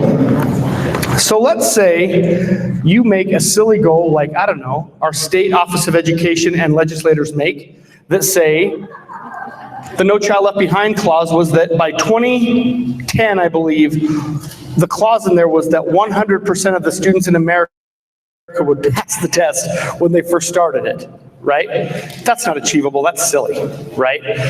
Or to say, if you have a goal that says, no driver ever will have a right-hand turn, no. Phrase it in a way that it's something you can achieve. Hey, we will decrease right-hand turn accidents by 40% this year, or 50, 60%. Obviously, the pie in the sky goal is to not ever have another one, right? But you want your actual SMART goal or SMART objective to be achievable. R is relevant. Does this really matter?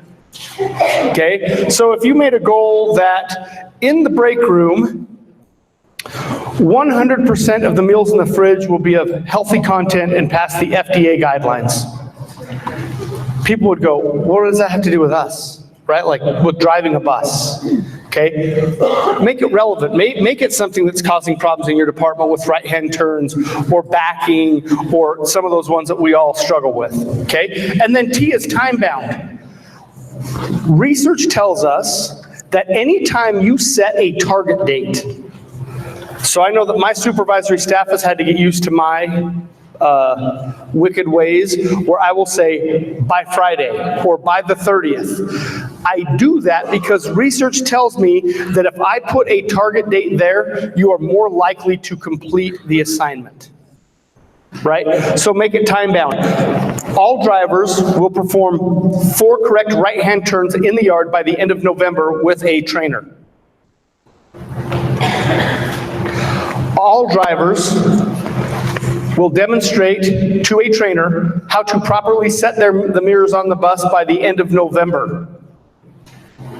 Something like, now you've got those hot button topics, now you're going to write an objective for it. So I gave you an example. All drivers will be able to correctly and safely complete 3 left-hand turns in the bus yard by the end of the first quarter of school.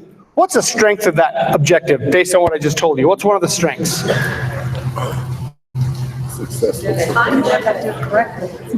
It's timed, it's measurable, it's achievable. I would hope it's achievable. Is there anything that objective could be better? Okay, so maybe it's not specific. Maybe I need to break down the elements of a left turn that I could actually look at and say, yep, they did that, yep, they did that, yep, they did it, right? So you could always improve an objective or goal by making it more specific. I'll just tell you, when I came to Granger High School, one thing when I was an administrator there, the expectations were not very clearly defined, and we had a 50% graduation rate. In clarifying expectations, the graduation rate shot just on that one effort to 80% in 3 years. Okay, so clarifying expectations always helps. So, activity number 2, you're going to create a SMART goal. And I don't care whether you do the trending one that you picked out of the log or the hot button one, I want you to create a SMART goal for one of the topics that you discovered in the first part. Does everybody understand what you're doing? I'm going to put the SMART goal slide back up there, but you're going to have about, I'm going to decrease this from 10 because we were going to do more of them to about 5. Write one SMART objective for one of the topics you picked out. Does anybody have any questions on the instructions? You have 5 minutes, so this will end at 12:32, this exercise. And here is the SMART goal slide, and go. If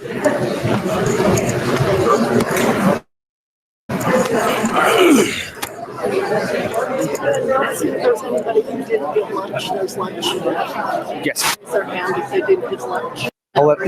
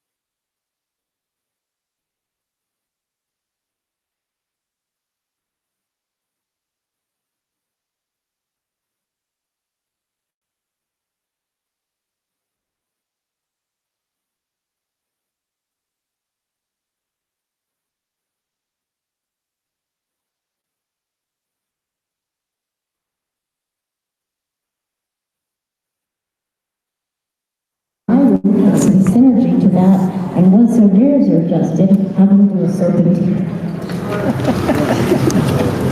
Perfect, give them a hand. They actually structured their activity around their goal. Good work. Quickly move forward here, because we're a little behind. Let's talk about assessment just a little bit. Every time most people see the word assessment, they can't get past the word ass, right? Because they don't like them. And so let me kind of just give you a couple of good ideas on assessment. Number one, do not make them high stakes, right? We're learning that with kids all the time right now. High stakes assessments fail miserably most of the time, right? It's like going home and telling your wife with the white glove on, I'm gonna come home and if I do the white glove test and it's not clean, somebody's in big trouble, you're gonna die, right? So don't make them high stakes. Number two, use as a tool to guide instruction. So your assessments, everything you get back from assessment should help you, the trainer, / department / whatever, and the learner understand, hey, did I learn this or not learn this? Because let me tell you something. If you get back an assessment from a big group of people and 60 or 70% of them fail it, there is probably either a problem with one of two things. Either with your instruction or with your assessment, right? Or both, yeah. Option 3, both. 3, develop a plan of remediation for those who don't pass. I went to China. It's a long ways away. And you know how they say China's the gold standard for education and all that crap? It's just that, it's crap. So we went over there and we looked at all of their schools. Here's what they do in China. At the end of 8th grade, you do not get to continue with compulsory education. You go straight to work in a factory in 8th grade. If you pass it, depending on your stratification of your score, you go to different high schools. So like the super upper end track kids go to the super upper end track high school, and I don't know, the kid that only got 99 out of 100 goes to the low school, I guess, in China. At the end of high school, you take another test in China. Depending on that score, China has room in their university system for the top 1% of all of the students in their country. You know Chinese you call curve killer in college? That's because he was only in the top 2%, so he's here destroying your score at the University of Utah, right? Because they find ways to get into, obviously, international schooling, which is brilliant, okay? The problem is they don't have a path of remediation for people who don't get it for whatever reason in China. So in China, as I sat with their education ministry and they said, hey, Dr. Gaddy, we have a huge problem in China. We can reverse engineer anything. We can mass manufacture anything. But boy, we sure don't invent anything. And I said, no crap. The kid shows up at 5 o'clock in the morning to meet with a tutor to memorize a textbook to pass a test. At the end of the 8th grade, he does that every day his whole life until he gets to be a senior in high school. Then he goes to college where you say, all of that memorization stuff, throw it out. We now want you to start thinking for yourself. Doesn't work, right? Old habits die hard. So they don't ever invent anything in China. So the fact of the matter is, remember to have a remediation for the kids who don't pass the exam, for the drivers who don't pass the exam, okay? And be kind. If somebody doesn't pass, you don't have to beat them up. They know they didn't pass. It's like the dummy at the Little League baseball game that the kid drops the ball and somebody yells out, catch the ball! No crap, really? Right? Or they strike out and somebody yells, God, hit the ball. No, really, I just want to look dumb in front of everybody, so I struck out on purpose. Right? They know, they want to pass it. You just need to be able to help them along. So the big guiding question in assessment is this, and if you don't remember one thing from today, but this question. If I'm assessing you on something, the big guiding question is, if you all are to learn what I wanted you to learn, what would you be able to do? Let me say that again. If you all were to learn what I wanted you to learn, what would you all be able to do? For example, this is going away in the Granite School District, which I applaud. Teachers used to give extra credit to kids for doing things like going to the school play. Go to the school play, bring in your ticket, and you'll get credit in math, in calculus. Because obviously, sitting in a school play improves your calculus skills, right? Wrong. Okay? The whole idea of seat time that we talked about at the beginning, you all sitting your butts in these chairs in this auditorium has nothing to do with you being able to do what I hope you'll be able to do when you get back to your districts. Right? So if I were going, and we're going to do a brief example of an assessment here in a second. Don't start sweating. But I need to make sure that seat time isn't what you count as your drivers being proficient at whatever you're teaching them. You need to develop a way for you to know, and when that driver decides to do a U-turn on I-80 and gets hit by a dump truck, you can say, wait a second. We trained this, and here's how we trained it, here's how we assessed it, and this is how we felt comfortable. Something you. So we're going to skip this where you create a smart or an assessment idea. This website, pollanywhere.com. And it even might switch right over to Poll Everywhere. They keep changing their name. It used to actually be called, if you can believe this, themob.com. And so I think people were intimidated to send answers in that Paulie might show up and figure out what's going on. So this is a sample. So everybody, again, don't be that teacher who says never, ever, ever, ever, ever have a cell phone out in my classroom. Because when you do that, you disengage kids. Everybody take your cell phones out. Everybody take your cell phones out.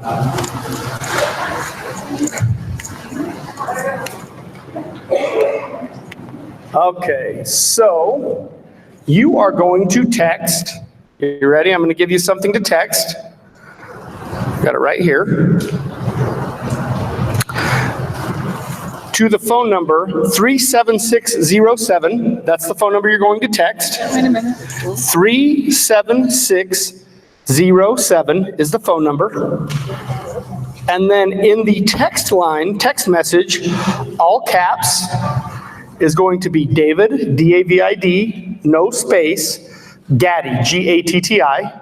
So all caps, David, Gaddy, G-A-T-T-I. Slow down. All right.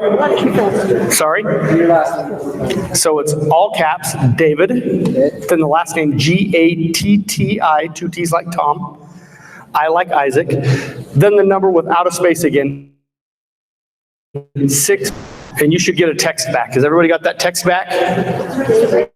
So you're sending a text to phone number 37607, and in the text line, you're going to write David Gaddy, all caps, G-A-T-T-I, 623.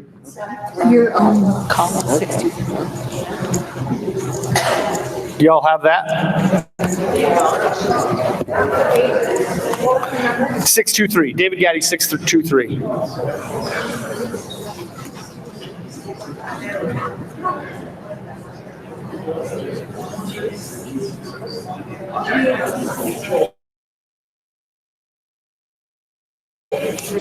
You got it? Thank you. Okay, so switch me back over, if everybody sees that up there.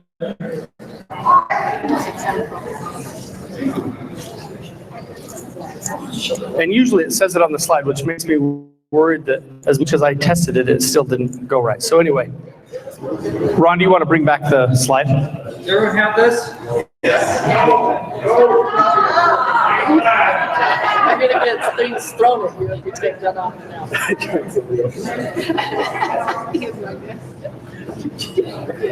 And that's not 1623, it's G-A-T-T-I 623. Yeah, I mean.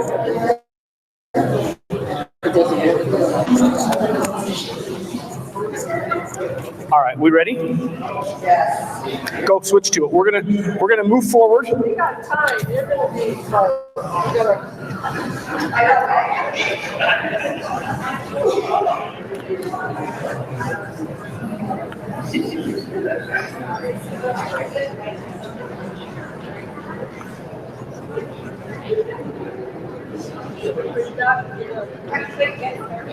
Okay, let's, we gotta move along for time. Sorry. okay, so, let me just look at something real quick. Hold on, I'm driving, don't keep clicking. Are you driving? Something crazy is going on here. Okay. Now scroll to your slide.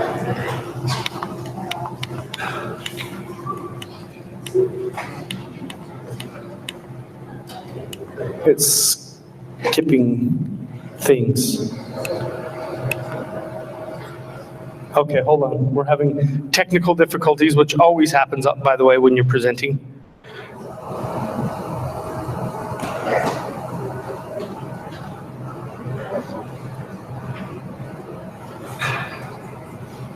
Okay, so I want you all to be in your text field, and I'm going to read over all the answers right now. So answer A. The top answer is the question. Sorry, what is a feature of the new way driver professional development? The top answer says local districts can select training topics that are relevant to them.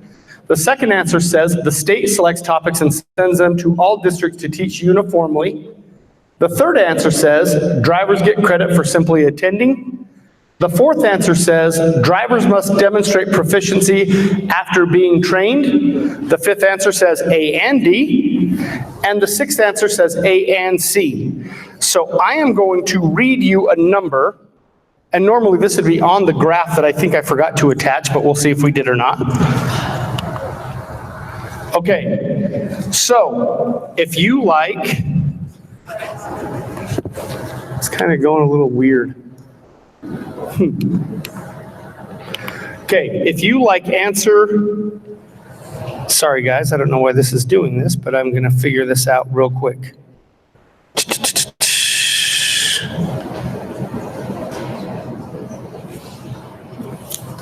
It's kind of skipping around. All right, let's go to this question. Sorry, I don't know why this first question is not working. We shouldn't be having to create it, right? Correct. Okay, let's go to this question, and you're going to see it work. We're going to just do it on one. The question is, what guiding question should you consider when making an assessment? Question, answer one, why did I even bother hiring this person? Question, or answer two, did the driver sit through the required professional development? Answer three, what can a driver do to show me they learned what I intended to teach? And answer four, how many multiple choice questions are too many? If you like answer number one, okay, so have your finger in your text field. If you like answer number one, type in 314-955. If you like answer one, type in 314-955 and push enter or send. If you like answer two, type in 315-109 and press enter. If you like answer three, type in 315-366 and press enter. And if you like answer four, type in 315-368 and press enter. 315-368 and press enter.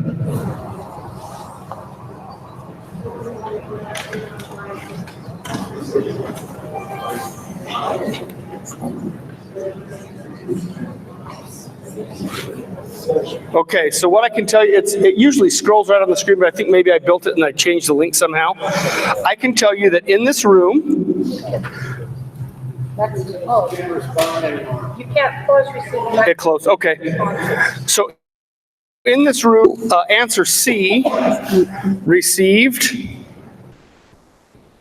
85% of, how many people agree that answer C is correct? Raise your hand. 85% of you said that was correct. 13% said A was correct.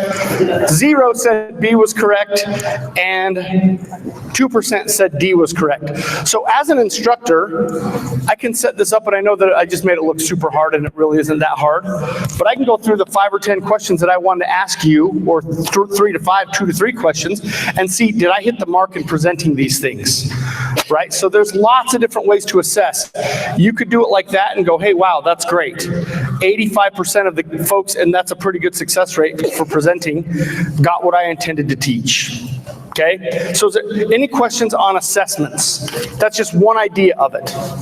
Yeah, so this is a different one that I had just tested myself with different answers. At Granger High School, we did student body elections with this. So we sat all the kids in the auditorium, we did all the skits, and then we said, hey, everybody, take out your cell phones. To which, yay, right, we get to take our cell phones at school, and we had them vote, and it moves right in front of their eyes, and we say, the new class president is candidate D, right? So it was fun for the students. So that's assessment. Remember, the guiding question, if they learned what I needed them to learn, what would they be able to do? And then you assess that. So here's your homework, and then I'm done. You're going to go back to your LEA. You're going to go back and talk to your director. You're back and talk to your other trainers. And find 3 topics that are relevant to your people for your next professional development session that you're going to do at your own district. If they're different than what you did here, write them down and do the 3 activities we did for each topic and write down all the steps. Next time, we will discuss kind of this backwards design idea. If these are the things we want them to do and these are the assessments they have to pass, how will we have to teach this in order for all of that to occur? Does that make sense? So next time, we will talk to you about how you will design your instruction based on the SMART goals that you created and the assessments that you created. Is there any questions on any of this so far? So, who can tell me quickly what you're going to leave with before the end of next session? Your plan for what? Yes, your professional development plan. And folks, just a couple of things. Just remember, this is not new driver training. This is what you do that you have to do with folks every year, right? You're now developing the topics. Okay, so that's what this is. Second thing, if you haven't had lunch, raise your hand, because they came in and said there's a few more left. If you want to go grab it, it's in the cafeteria. All right, without any further ado, I will turn over the mic to our Tim the Toolman Taylor episode of things that you can use to help you develop this stuff. Okay. Oh, hold on. Is that what I'm supposed to say? And then this just kind of goes on your shirt. So that goes kind of to these.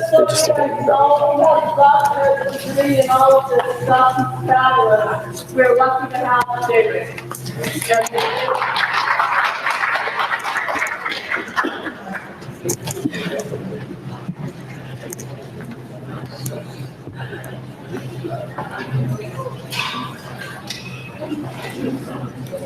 Perfect. Does it? Yeah. I wanted to get a clip to show, but I ended up watching the whole show for a few hours, and anyway, I couldn't find just one clip that I could just share. So I just want to give and present to you one tool that is a possibility to help you as you organize professional development.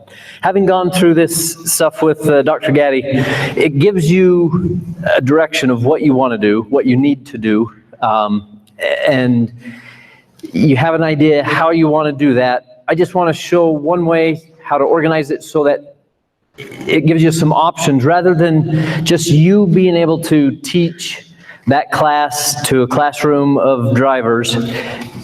It can give you the option to let them do this professional development online. It can give you the option to share among different districts, different trainers, and it will kind of open up the world so that you aren't holding all the responsibility of designing and creating and doing it all yourself, so that you can work on this great big kind of statewide team if you choose to use a tool kind of like this.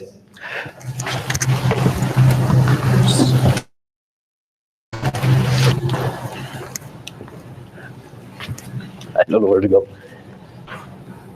Okay, so one thing that we do need to remember is we didn't grow up with Google. We're digital immigrants. I don't know if you've heard that term versus all the students who are digital natives. They've grown up with electronics.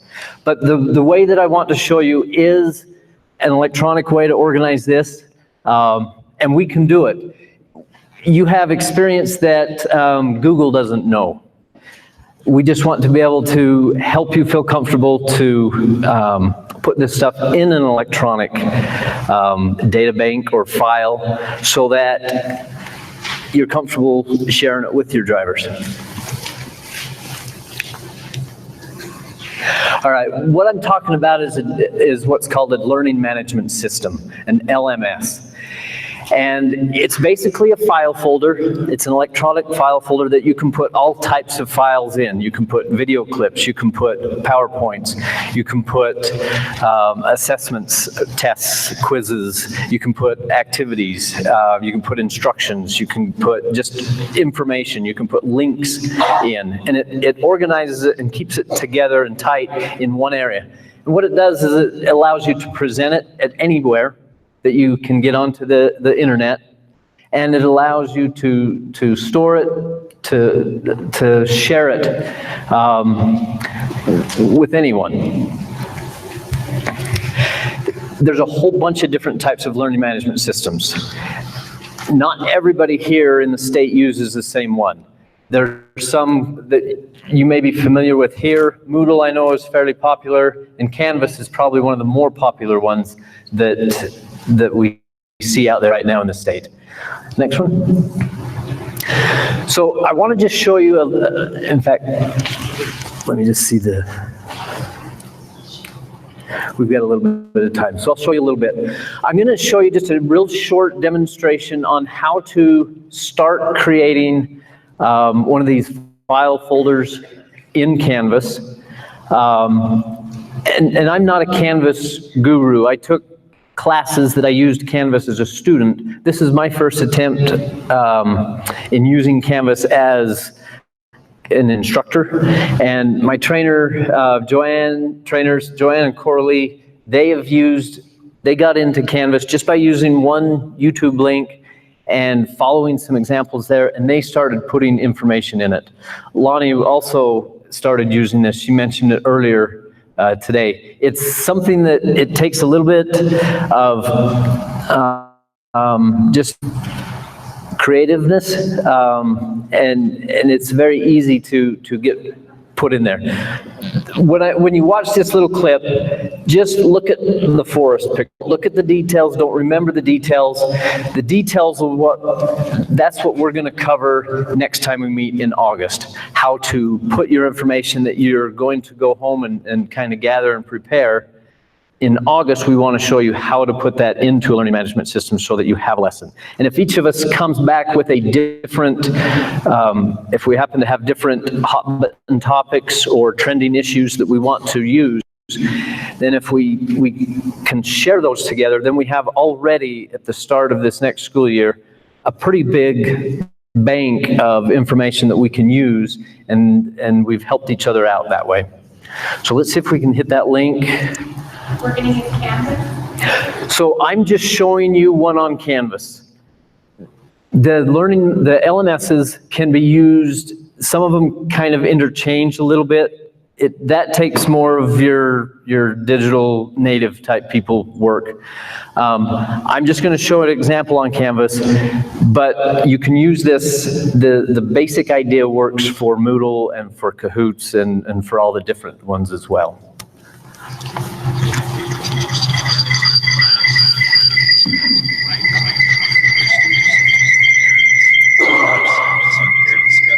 Not going to work.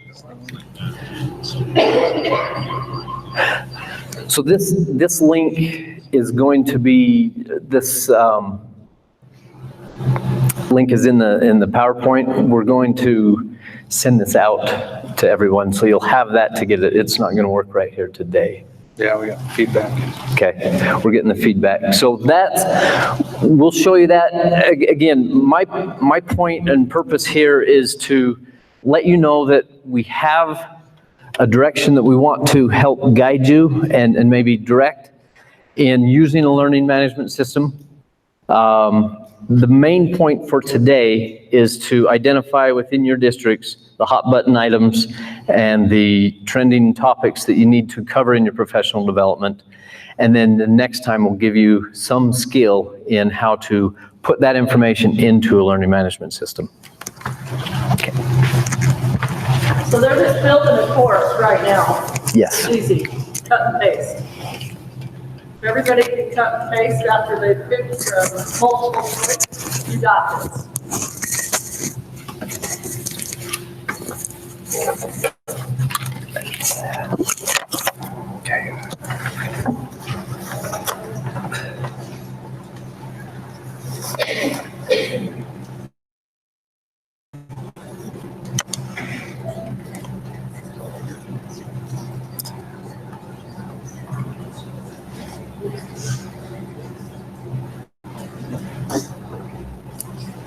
Okay, so let's see. All right, so this will be the end of our professional development portion. And we're gonna move into our entry-level driver training. So this is the instruction required to get a CDL license. And we'll have Wayne be the first presenter.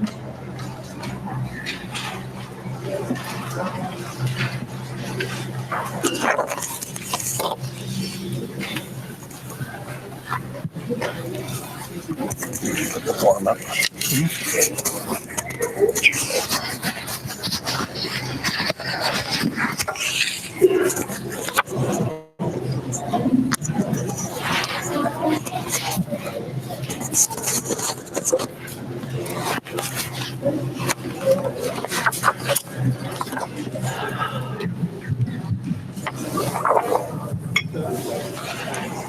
So the easiest way, folks, to think about it is everything we've talked about up until now has to do with your current drivers, existing drivers. Everybody that you already know, you've been working with them, and they're in your programs. Now what we're going to focus on is what's required for new people who come into your program. Granted, that you can still use exactly what you're doing for new people coming in until February 7th, 2020. So if you're comfortable with your training and what you're doing, you don't have to change until February 7th. However, when you find what you want to do, and with Lonnie, it's going to be Canvas, and with Chris has already got her things put together for her program. For some, you may decide, well, we're going to do it this way. For some, you may, well, we're going to do, in our district, we're going to do the theory part of it online. And then we're going to do the behind the wheel, range and road. So when you have what you would like to do for entry-level driver training, you can move to that before February 7th. You don't have to wait till February 7th. The thing that you should do, though, is if you're moving away from the current to something new, is make sure you run it by Ron so he knows what you're doing. So, February 7th, 2020 is the deadline that Federal Motor Carriers has put for a nationwide training program for all commercial drivers, not just school bus drivers, all the semi drivers, anyone with a commercial license of any kind now have to meet a minimum federal required training program. To be someone who can provide that the Federal Motor Carrier is requiring, you have to register. You'll have to register your site as a federally recognized training provider. And now the way you do that, when I first thought about that, I thought, oh man, that's going to be a lot of paperwork and it's going to be a pain in that you know what. But it really isn't that complicated. As you see with the form, it's about a 4-page form, and what you're doing is you're self-certifying. It's not that you have to present a whole curriculum course and and then get it approved by them to become a training provider. What you have to do is you have to self-certify that you agree to provide instruction in every topic that Federal Motor Carriers is requiring to be taught. And that you agree to provide assessment so that you know that they understand the instruction material that's being provided. So for you in this first one, when this comes online, now they've, back in November of last year, they told us their goal is to have this registration form ready to be submitted this fall, which is coming up before long. I don't have a lot of hope that we're going to see much of this fall. The requirement is that they have to have this ready to be reviewed and adopted and usable by February 7th, 2020. So you have time. I would just be thinking about it. And so as you're looking at your program, what do we want to do for new people? Everything we've talked about before now is for existing people, but for new people, how do we want to train them? In our district, how many are we going to train a year? And that may determine, okay, this is going to be the most cost-effective way for us to do it. This may be the most geographic easy way to do it because of distance and isolation. So in the first one, you're going to hit new request for listing on the trainer provider registry because you're not already listed. So you'll list that, and then if you can scroll down, you can have your legal name. DBA is doing business as. So if you have a nickname for your business or whatever. So that's going to be your school district or your charter school or really the name of your LEA that is going to be filed in that first part.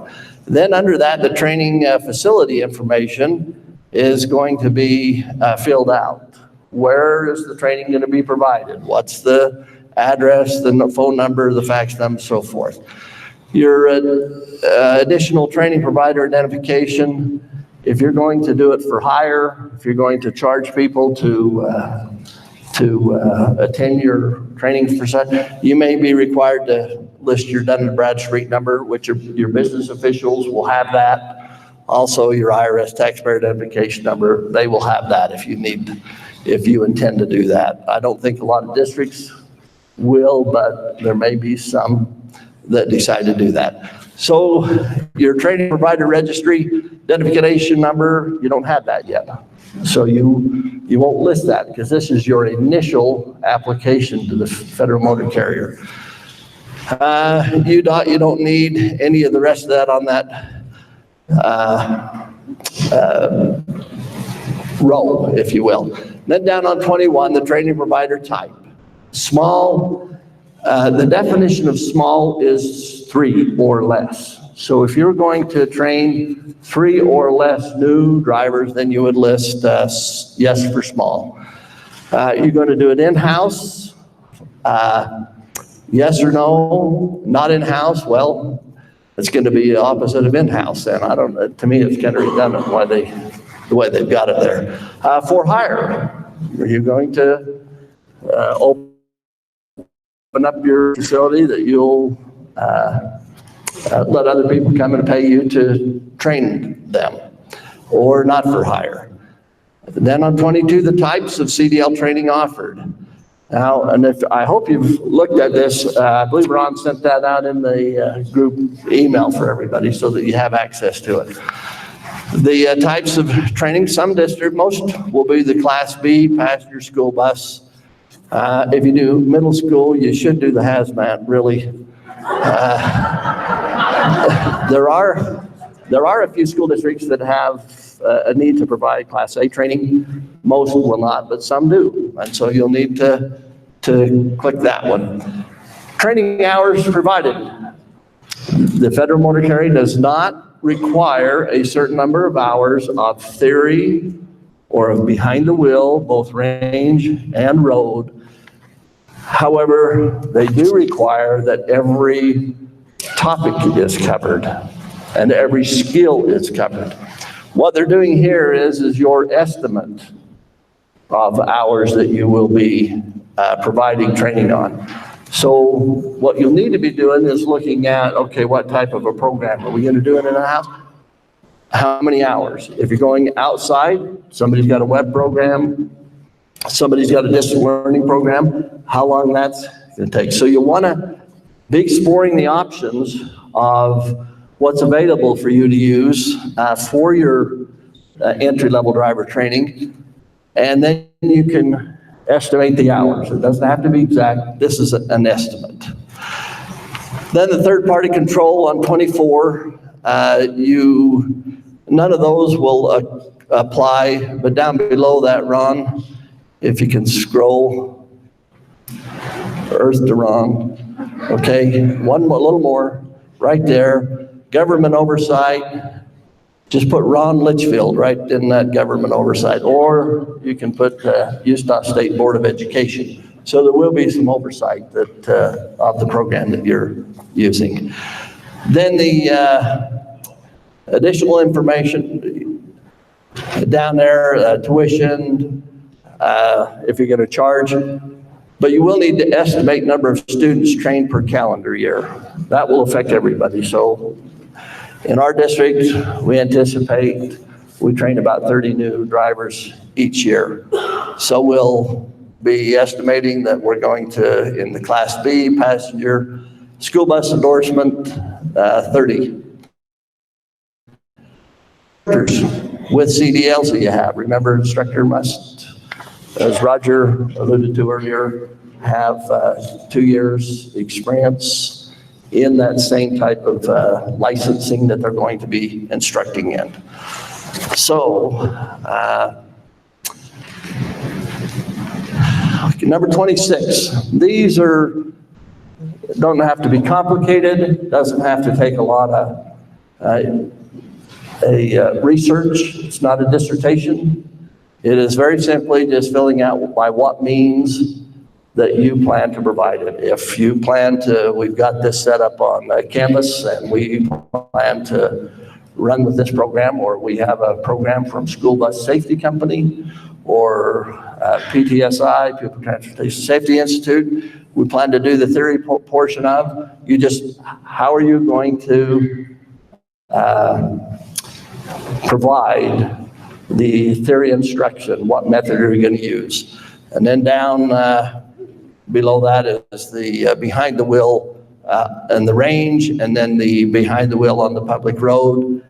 How do you plan to do that? Make sure on those that my recommendation just simply is to make sure you put the how you're going to provide the assessments on that so that they understand that you are meeting the need there. Your authorized officials for the training provider, you can put your superintendent, business administrator, the people who are at the head of your company, and then you just have to certify, put your name down, whoever the transportation director, supervisor is, and send it in. It really isn't that complicated. It's a lot easier than I was worried that it was going to be at first, but it really won't be hard.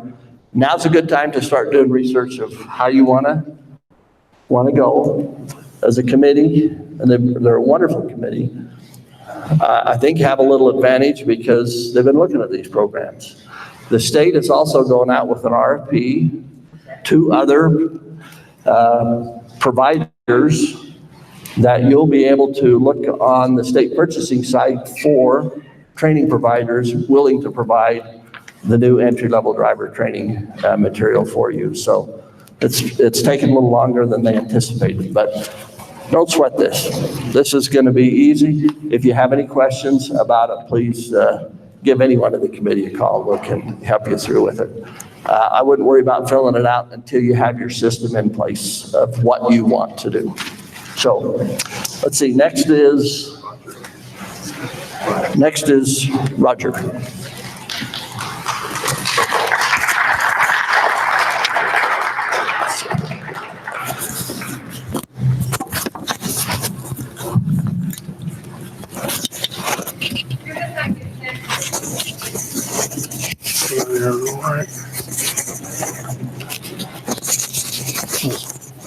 I believe the training provider website, to the website?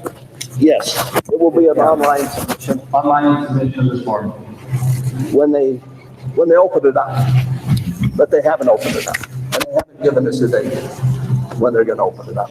The rule says they have to open it up by February 7th. We'll see if that happens. So we do have a meeting scheduled, but right now it says to be announced, so we do want to have a policy on setting up once that's available. So we want to be able to support you guys with this next step in meeting the instructor requirement.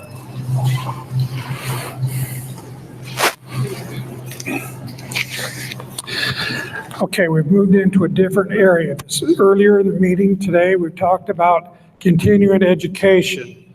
That's for all of the drivers who are licensed prior to February 7th, 2020. So we're going to talk about those who license after February 7th, 2020. So if you have someone new come in, what is the process? How do we go about putting new drivers behind the wheel? It's much the same as has been previously. Someone comes in, applies, you interview, you hire.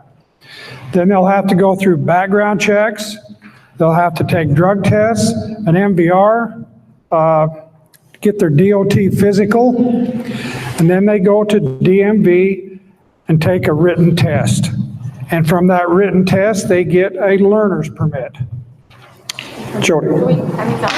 Oh, go ahead and hand it out. They're handing out a paper. I printed off 80 of these. I didn't know how many people we would have here. If you've got, take one per district. We're going to talk about what they're handing out in just a minute.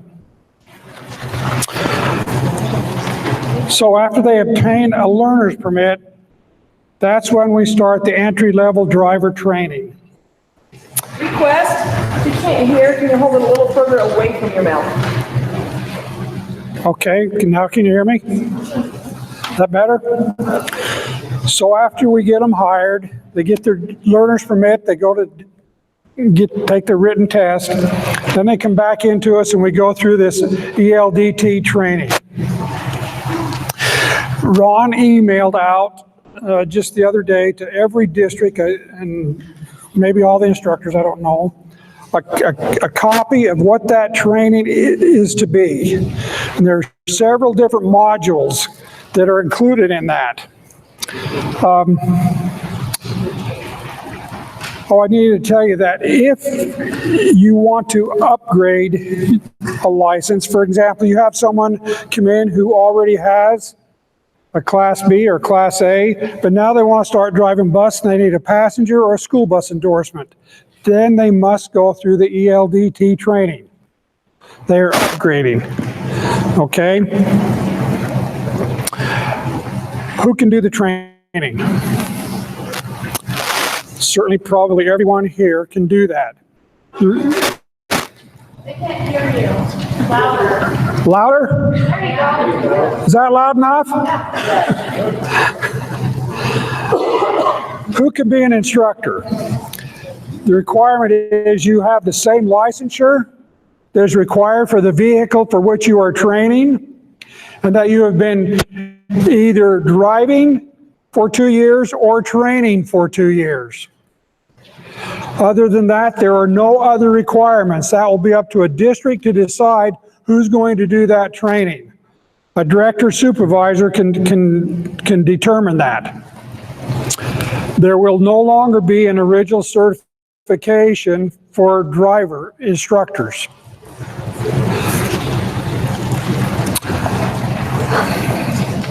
Okay, theory is what we used to call classroom material. We have all had a classroom manual and we taught out of. That is what's known as the theory. In the manual, we've looked at that, and the previous manual we have had covers almost everything in that list that Ron emailed out the other day. That's been determined by Federal Motor Carrier, what that's to be. There are just 4 or 5 things in our current training manual that are not in what the federal requirements are going to be. One is night operation, cargo baggage, cargo management, some environmental issues, whistleblower, and I don't believe we've talked about way stations. So you'll have to come up with some kind of a training to cover those 4 or 5 areas to satisfy federal motor carrier. Behind the wheel, training means just that, behind the wheel, on the road, and it does not mean observing. It means when the person, the applicant, is actually in control of the vehicle.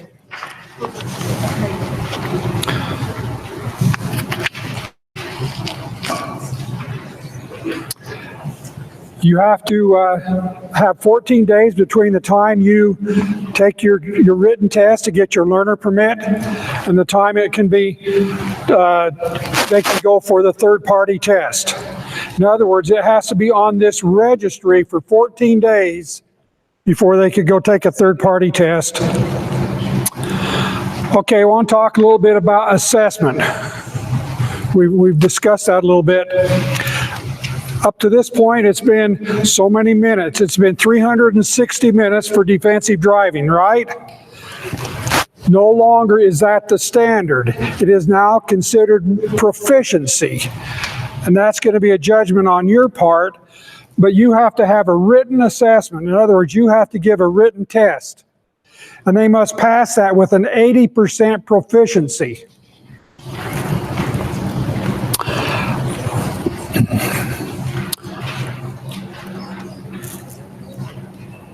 Okay, documentation, and that's what was just passed out. What do you need to keep for records? So you have to have a copy of the driver trainee's learner's permit, the instructor qualifications, your lesson plans for the theory and behind the wheel.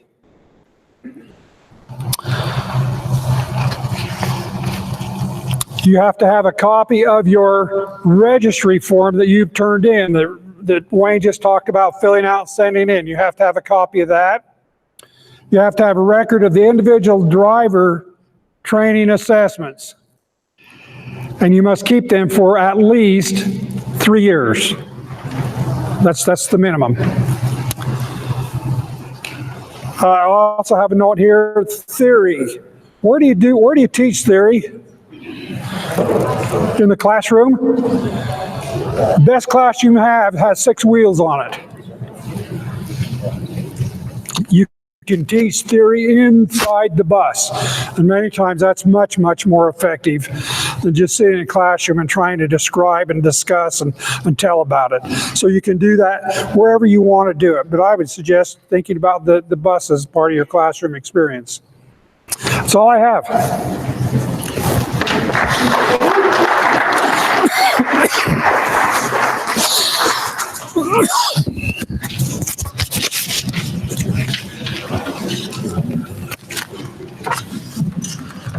Here. So I'm just going to use those here. So we got to clip that on our lapel.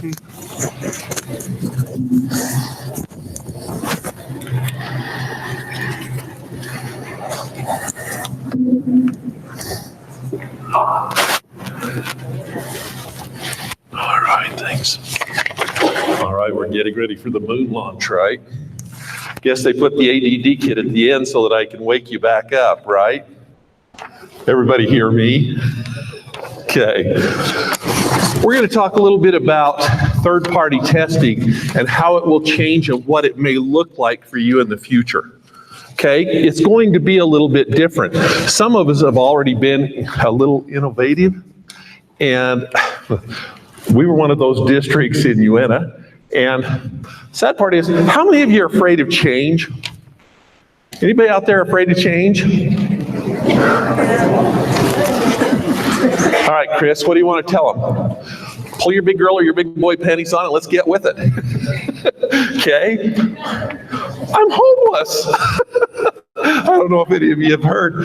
I've made a dramatic change. It's not just all of this that's hitting me.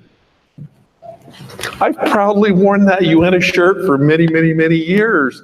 And recently I've just gone down to St. George and I'm working for Lonnie.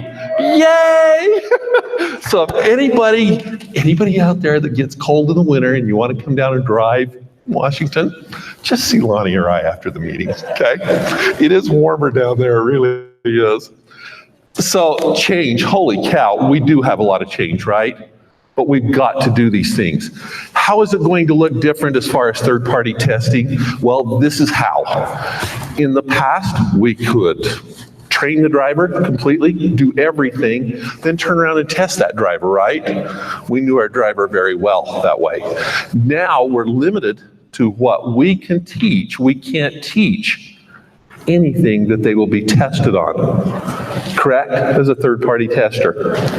So that changed here a couple of years ago. Well, some people were able to kind of think about that and go, well, wait a minute, all I've got to get them is through that test. And then I can take them and polish them.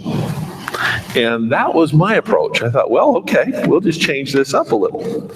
And I would say to our other instructors, get them to where they can pass that test and I can test them, and then I can work with them again. And that's changing. How is that changing? Anybody know? How that will change now is they have to be completely proficient when they test. So they've taken that away from us again. Does that make sense when I say it that way? So they've got to be actually ready to go. So it's going to hit you a little differently. Now, we had a great thing going out in the Uinta Basin. I had Chad, I was testing for him out of Daggett, for Glenn in Duchesne, and for that little district that's on a little further to the west, Wasatch, for my beautiful little wife, I was doing testing for her and doing testing for Uinta. So that all got blown apart here shortly. You're going to have to be innovative now in what you decide to do with that testing. And decide, here's one of the things I personally feel. Was I more valuable as a tester, or was I more valuable in training those individuals? And that's one that I was really struggling with. Mark and I had had many, many conversations over the last year or two. Mark, do I turn this back and do I just drop this? Because I don't know if you're aware, but they can be tested at the DMV for $60. It's not a high cost. Now, some of you larger districts, Dot, there you are. They've got so many instructors that literally to designate one or two people in those larger districts, I think it's a great idea, don't you? To be testers for third party. In a smaller district, you may want to do what we had going in the Uinta Basin. And you may want to 4 or 5 of you grow together. Or you may want to look at one of the conversations I've had with Mark recently in trying to close things up for me at Uinta. Well, he said, Mark, maybe we look at somebody, maybe a mechanic in your group who knows and understands that vehicle really well and is a good driver, would be a candidate for that. So you may want to look in different directions now other than your better or your best instructor in being your third-party tester. Any questions on that? Because I'm going to follow up with a question session. If you have those now, we'll be glad to try to tackle them for you. But that's how it looks different now. It's going to be a little bit different than it's ever been. Drug and alcohol. Here's an exciting part. I don't know if any of you are familiar with Uinta Basin, but we had a lot of oil rigs out there at one time. Now they're declared an endangered species. And we're hurting. But we had guys that would go to work on these rigs, and the drug testers would show up at the location to test everybody, and guess what would happen? A group of people would jump in the truck and literally drive away as fast as they could. They were gone. Okay? True story. They were out of there. They saw that tester coming in, they left. They didn't stick around to fail a test. So then they would go down the road and go to work for XYZ company, and wait for the truck to show up there. And hopefully they could last long enough to make a little bit of a living again. Has that been happening in our industry? Believe it or not, it has. Okay, it has. And the way that happened was, you knew it. You knew if they came to your district and either did a refusal or failed, but did anyone else? No. Okay, the new paperwork, and you saw that as part of your packet in your emails and have hopefully had your hands on it. The new commercial driver's license drug and alcohol clearinghouse, we're going to be, we not only should, we're going to be required now to turn that information in. So all refusals will now be turned in as failures. Okay, they are, we know that, that's part of the law, right? It's just they were able to work around that. That will no longer be able to take place. Okay, so we'll be required to turn those in then to the clearinghouse. And so if you fail in a district, or you refuse to take a test in a district, we can look that up. As they submit an application, we can go in then and research their name and find out, guess what? They've already failed one. Okay, so that can become a serious problem for them in a hurry. That is a terrific change, in my opinion. That will help us to eliminate a lot of problems. That's basically what that's about. Get a copy of that and read it if you haven't. Now, MAP 21. Anyone know at all about MAP 21? This is an interesting part. Okay, how many of you, Roger made me aware of this first. How many of you lately have had or received the phone call of, hey, and what news channel was it, Roger? Channel 2 has been contacting some of the directors. We would like documentation on any complaints that you've received about your drivers. And they're going about that through the Grammar Act, and they're able to obtain that information. For the last 5 years. Yeah, right, Wayne. For the last 5 years, any complaints about your drivers. Okay, why are they doing that? Well, go back to the accidents we talked about earlier today. The one where the older gentleman burned up in the bus and the little 16-year-old girl burned up with him. Do you know that he actually got on that bus by using a walker?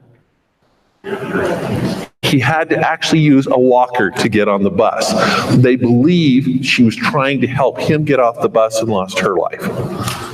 Okay, there was a situation in Idaho 2-3 years ago about that, where a supervisor knew about a problem with the driver and failed to take action because the older gentleman was his friend.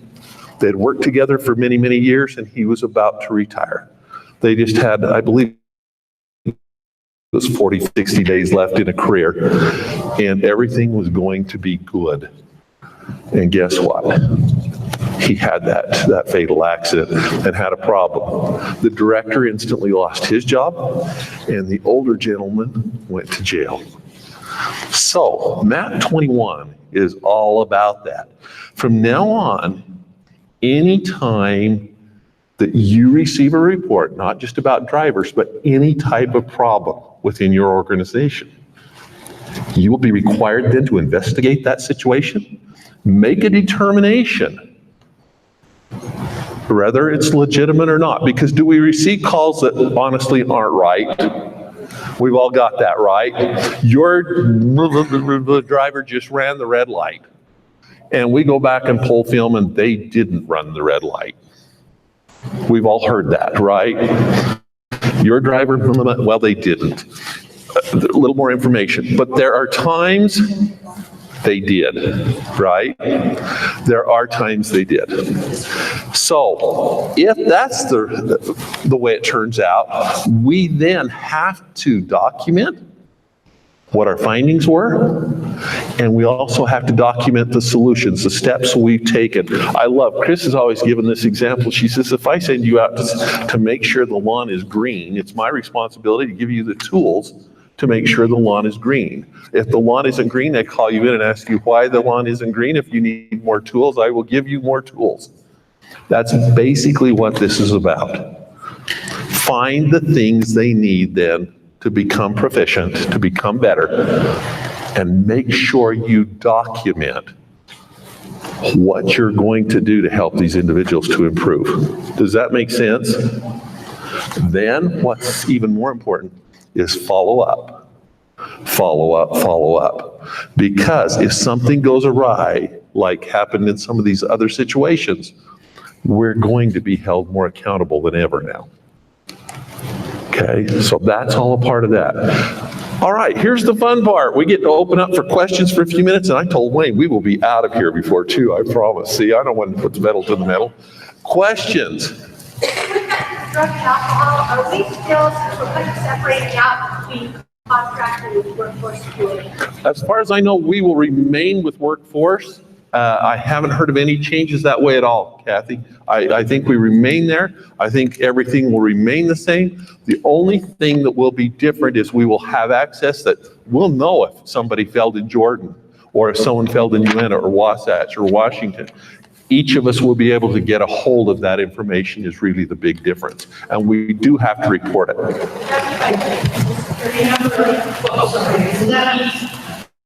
You guys put the social security number? I'm not sure how they will track that. I would think it would be their driver's license number. Yeah, and probably the social security. Right now, they use it, but they still around now, will just be required to fill another one out. Yeah, and make sure it's submitted. Not as good as they were. I'm having a lot of problems with the workforce, when they need answers And that's somewhat different than this. That's something that, Ron, she'd like to meet with you right after the meeting, okay? Ron will talk to you about that, Kathy, right after the meeting. You have an appointment with Ron in 5 minutes? Okay. Okay.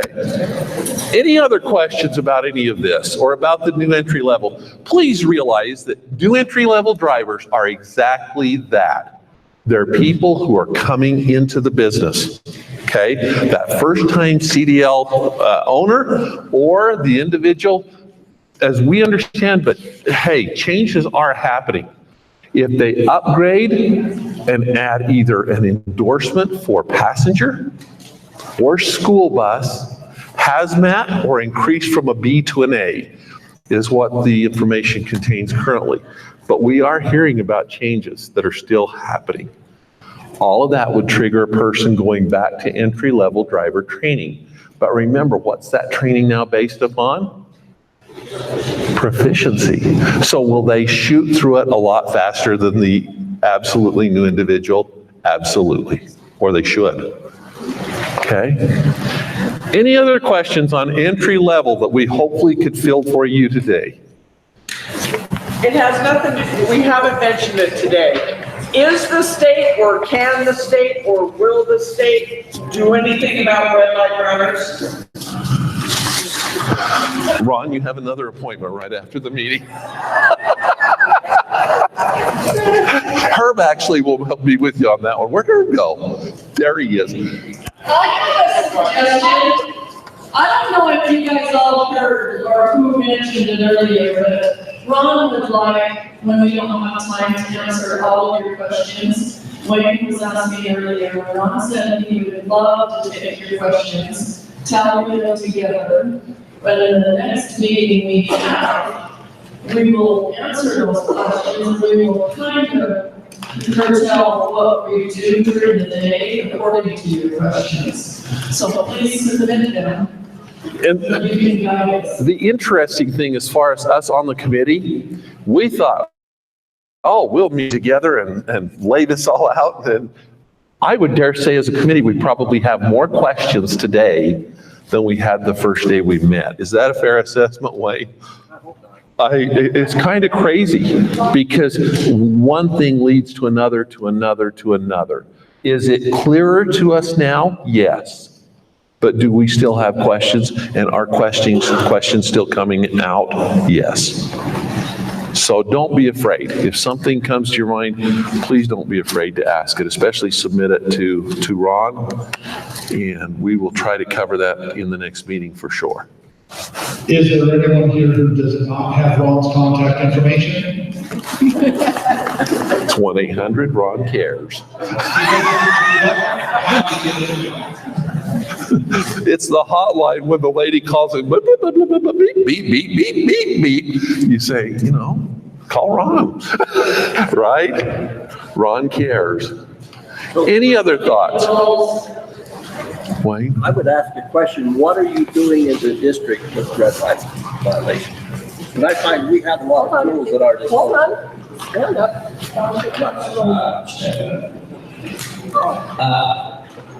What do you do as a district with the red light violations? Because I believe we have more tools locally to address that a public service or increased fine. So my question is, what are you doing as a district to address it? We worked with our police department for a few years, that fizzled away. I think it needs to be a national thing. We got kids being killed because of people running lights, and it's like nobody's doing anything. Nothing's happening. So part of the effort to talk about is, it's in the map of one, this is SNF system, where you take issues like that, document it, what have you done about it. The district is invited to participate in that their survey. I hope your district did, and those were turned in to address it, not only with the state, but also on a national campaign. So there are things that are going on nationally and with the state, but I wouldn't give up locally. We find that it's working. And some of them might be required. We had one stop that it didn't matter. You could go out there and the cops are every day, it's right, things like every single day. And so then we did an evaluation and looked at it, so we contacted the owners of the development, moved the bus stop inside the development. We haven't had a evaluation since. So, we need to do an evaluation, do our part. That's the best. That doesn't mean that the state nationally, they shouldn't do it, because they are concerned about it. We can do some things as well. Sean has a question. So, something we found with Alpine School District, I don't know if you guys, is we got a lot of cameras on the exterior of buses. And again, we're like you, we work with local law enforcement. Some police departments are very willing and they love it because it's a free ticket, it's easy for them to ride. With the cameras, it's an additional tool, right? The problem is in the state of Utah, the way the rules that are written is more or less the drivers have to be cited specifically who the driver is. So the cameras are going to pick up who the actual driver of the vehicle is, like whether it's a description or not. It's hard for the police agencies to go ahead and do that. It would be nice to have a picture in a sense to hopefully maybe bring it down, but like you were saying earlier, there's some stuff you can have cops at, and it would really matter. It does not matter because people are in a hurry, they're distracted, whatnot. Make long story short, I did talk to our state representatives. Lisa is here, and she said she would talk about her daughter and the campaign. Florida, come up now. I'll just hand her the mic. I handed that one. Citing registered, that changes the law in Arizona, Texas, California. They're able to do those things, and that's why that people stop essentially on lights or the tickets. Would you mind taking a break? We happen to have Lisa here, and she has a beautiful daughter, and I know that we just talk about the program we have going on. That you guys know about. So, what are regulations we're going to be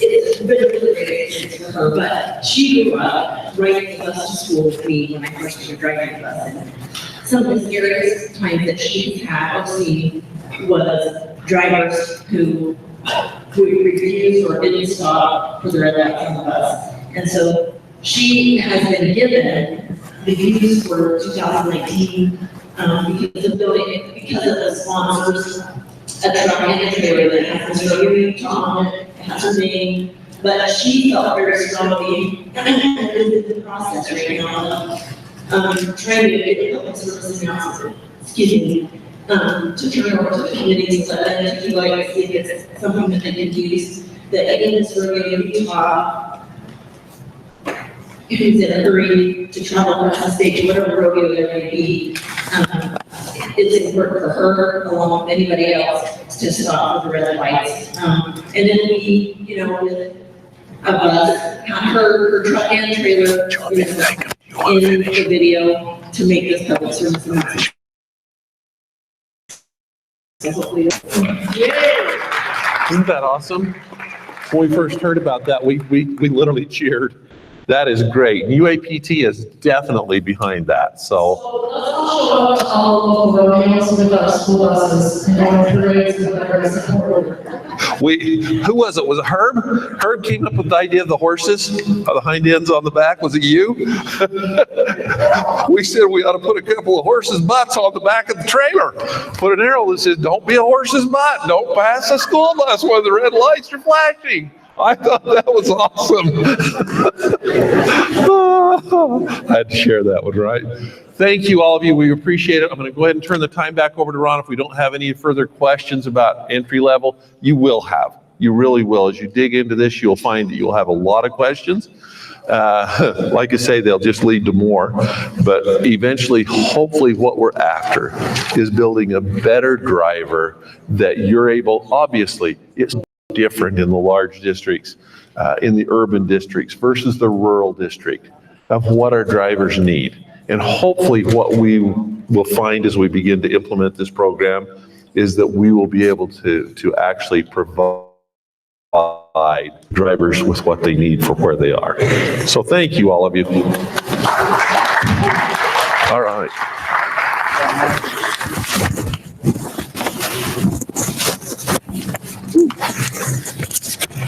Yeah, Scott.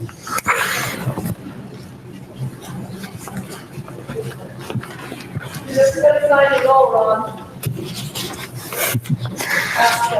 Okay, Did everybody take the test? yeah, did everyone sign the roll? We need a couple up here.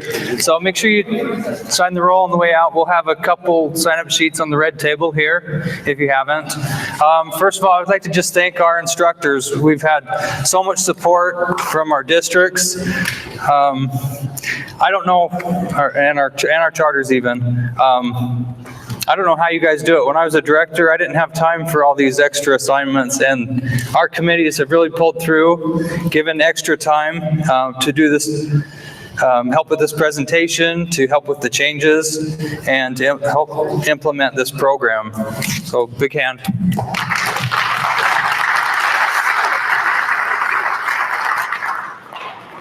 Okay, if you guys have received an email from me, it means you're on my listserv.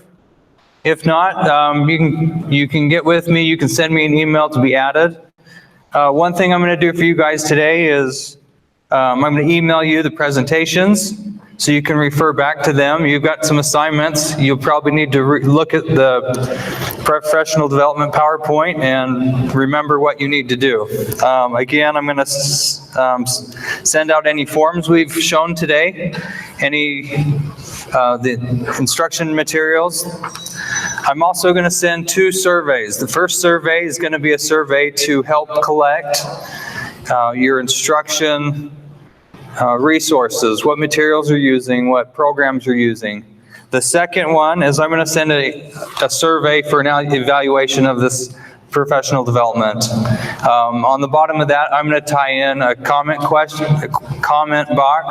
so you can submit your questions about entry-level driver training, professional development, and continuing education. And I think that will be the best way for me to support you guys in the questions you have.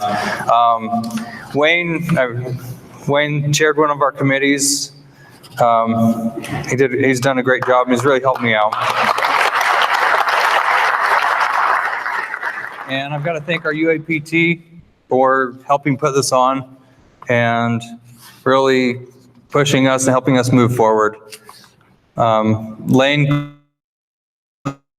closed a great